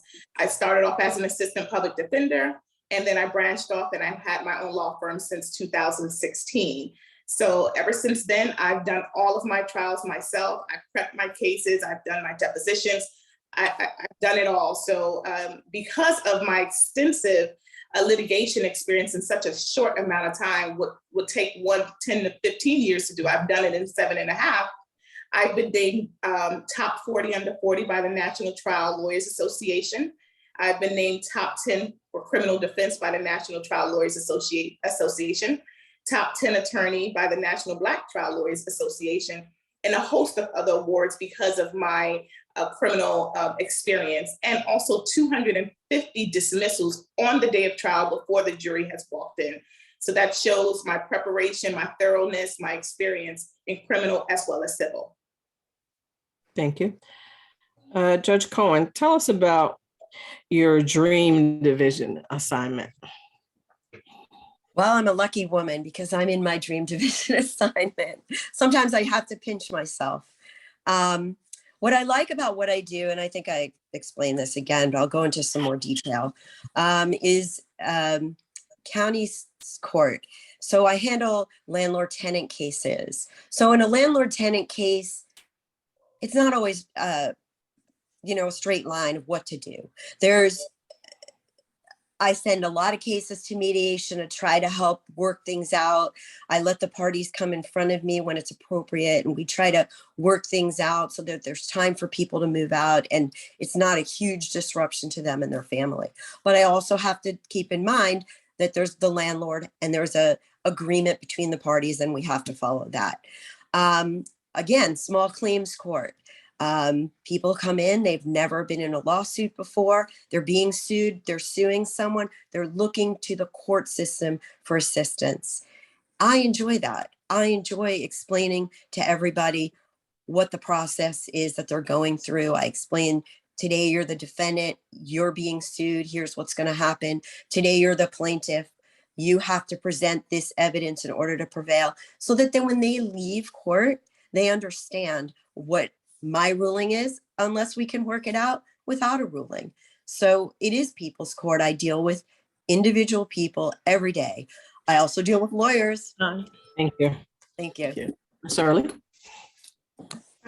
Just put me where I'm needed. I'm running for judge, not to be in a particular division, not to be in a particular section.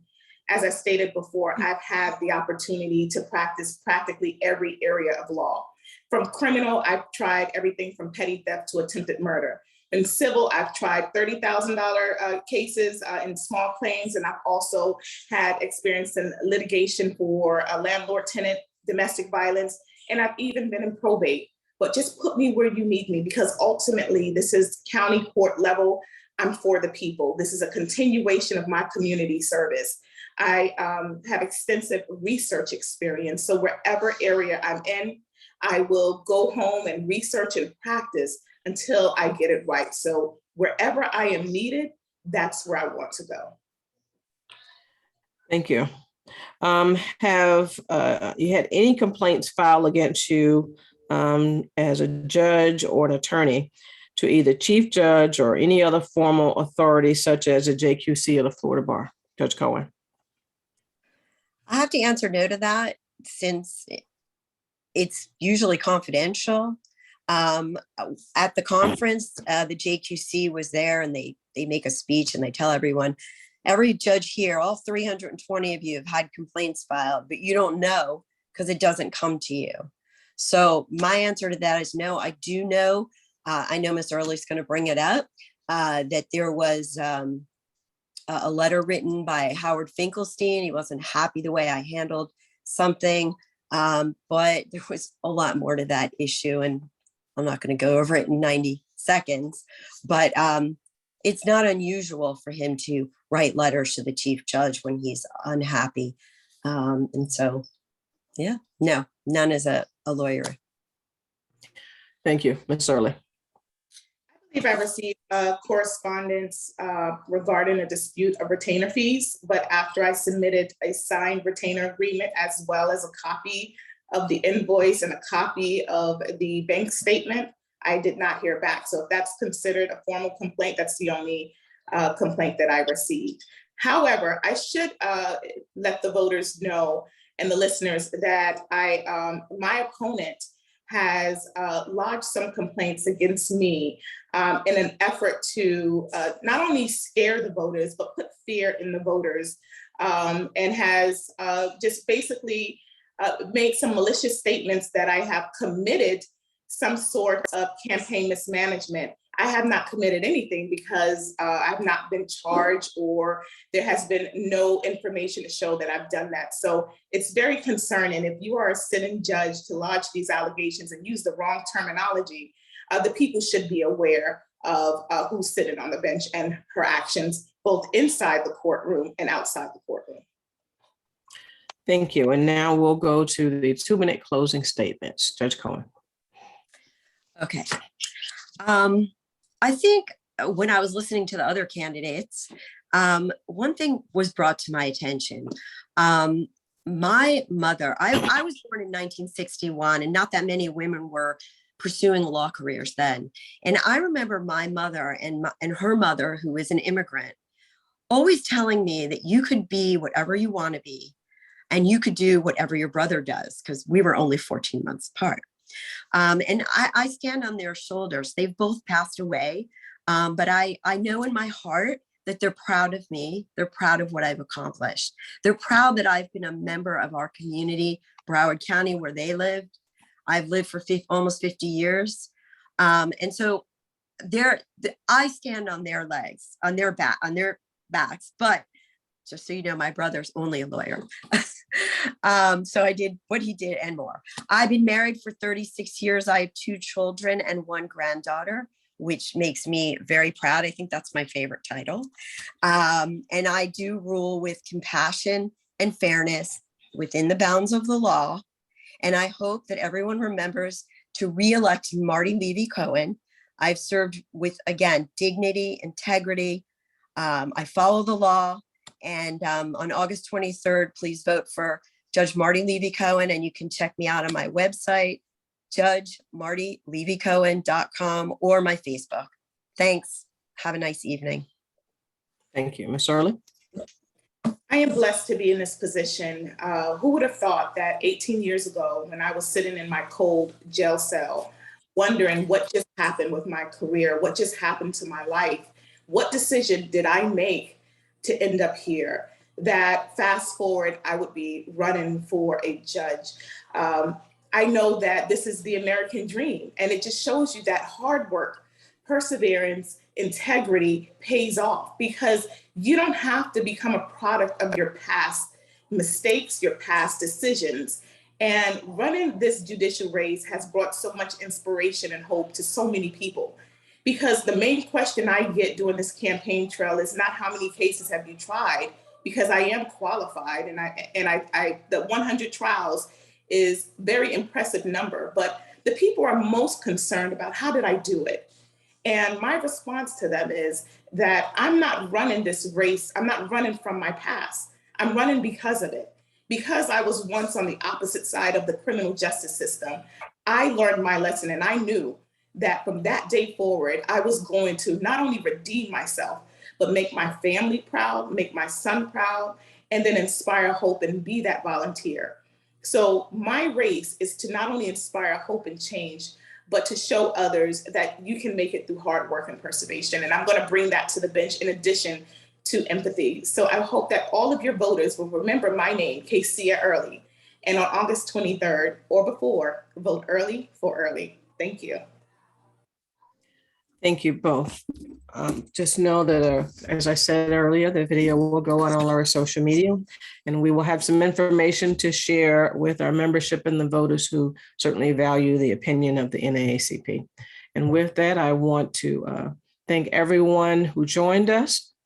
And remember that the final date is the 25th. If you're going to get on the ballot, get on the voting rolls, make sure that you check your status. A lot of changes going on down at the supervisor elections office and so forth. So make sure that we are all asking for our vote by mail ballots and casting them in a timely fashion.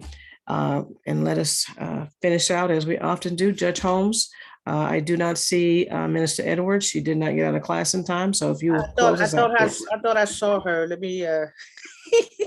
So yeah, I thought I saw her. Bridget. If not, I'll take us out. All right. No. You see her? No, I don't. Okay. All right.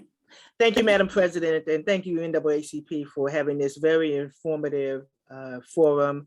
I'm sorry that we couldn't get everybody else on, but you got to learn the rules of RSVP. It's different than registering. So maybe next time. But Lord, I thank you for this evening. I thank you for those that are gathered here. And God, as I said earlier, you said that the people perish for lack of knowledge.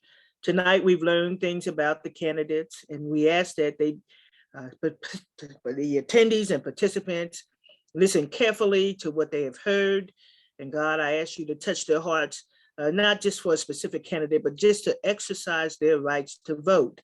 They're under attack and people died that we may vote. So God, I pray for turnout in these elections, that our people will go to the polls as never before.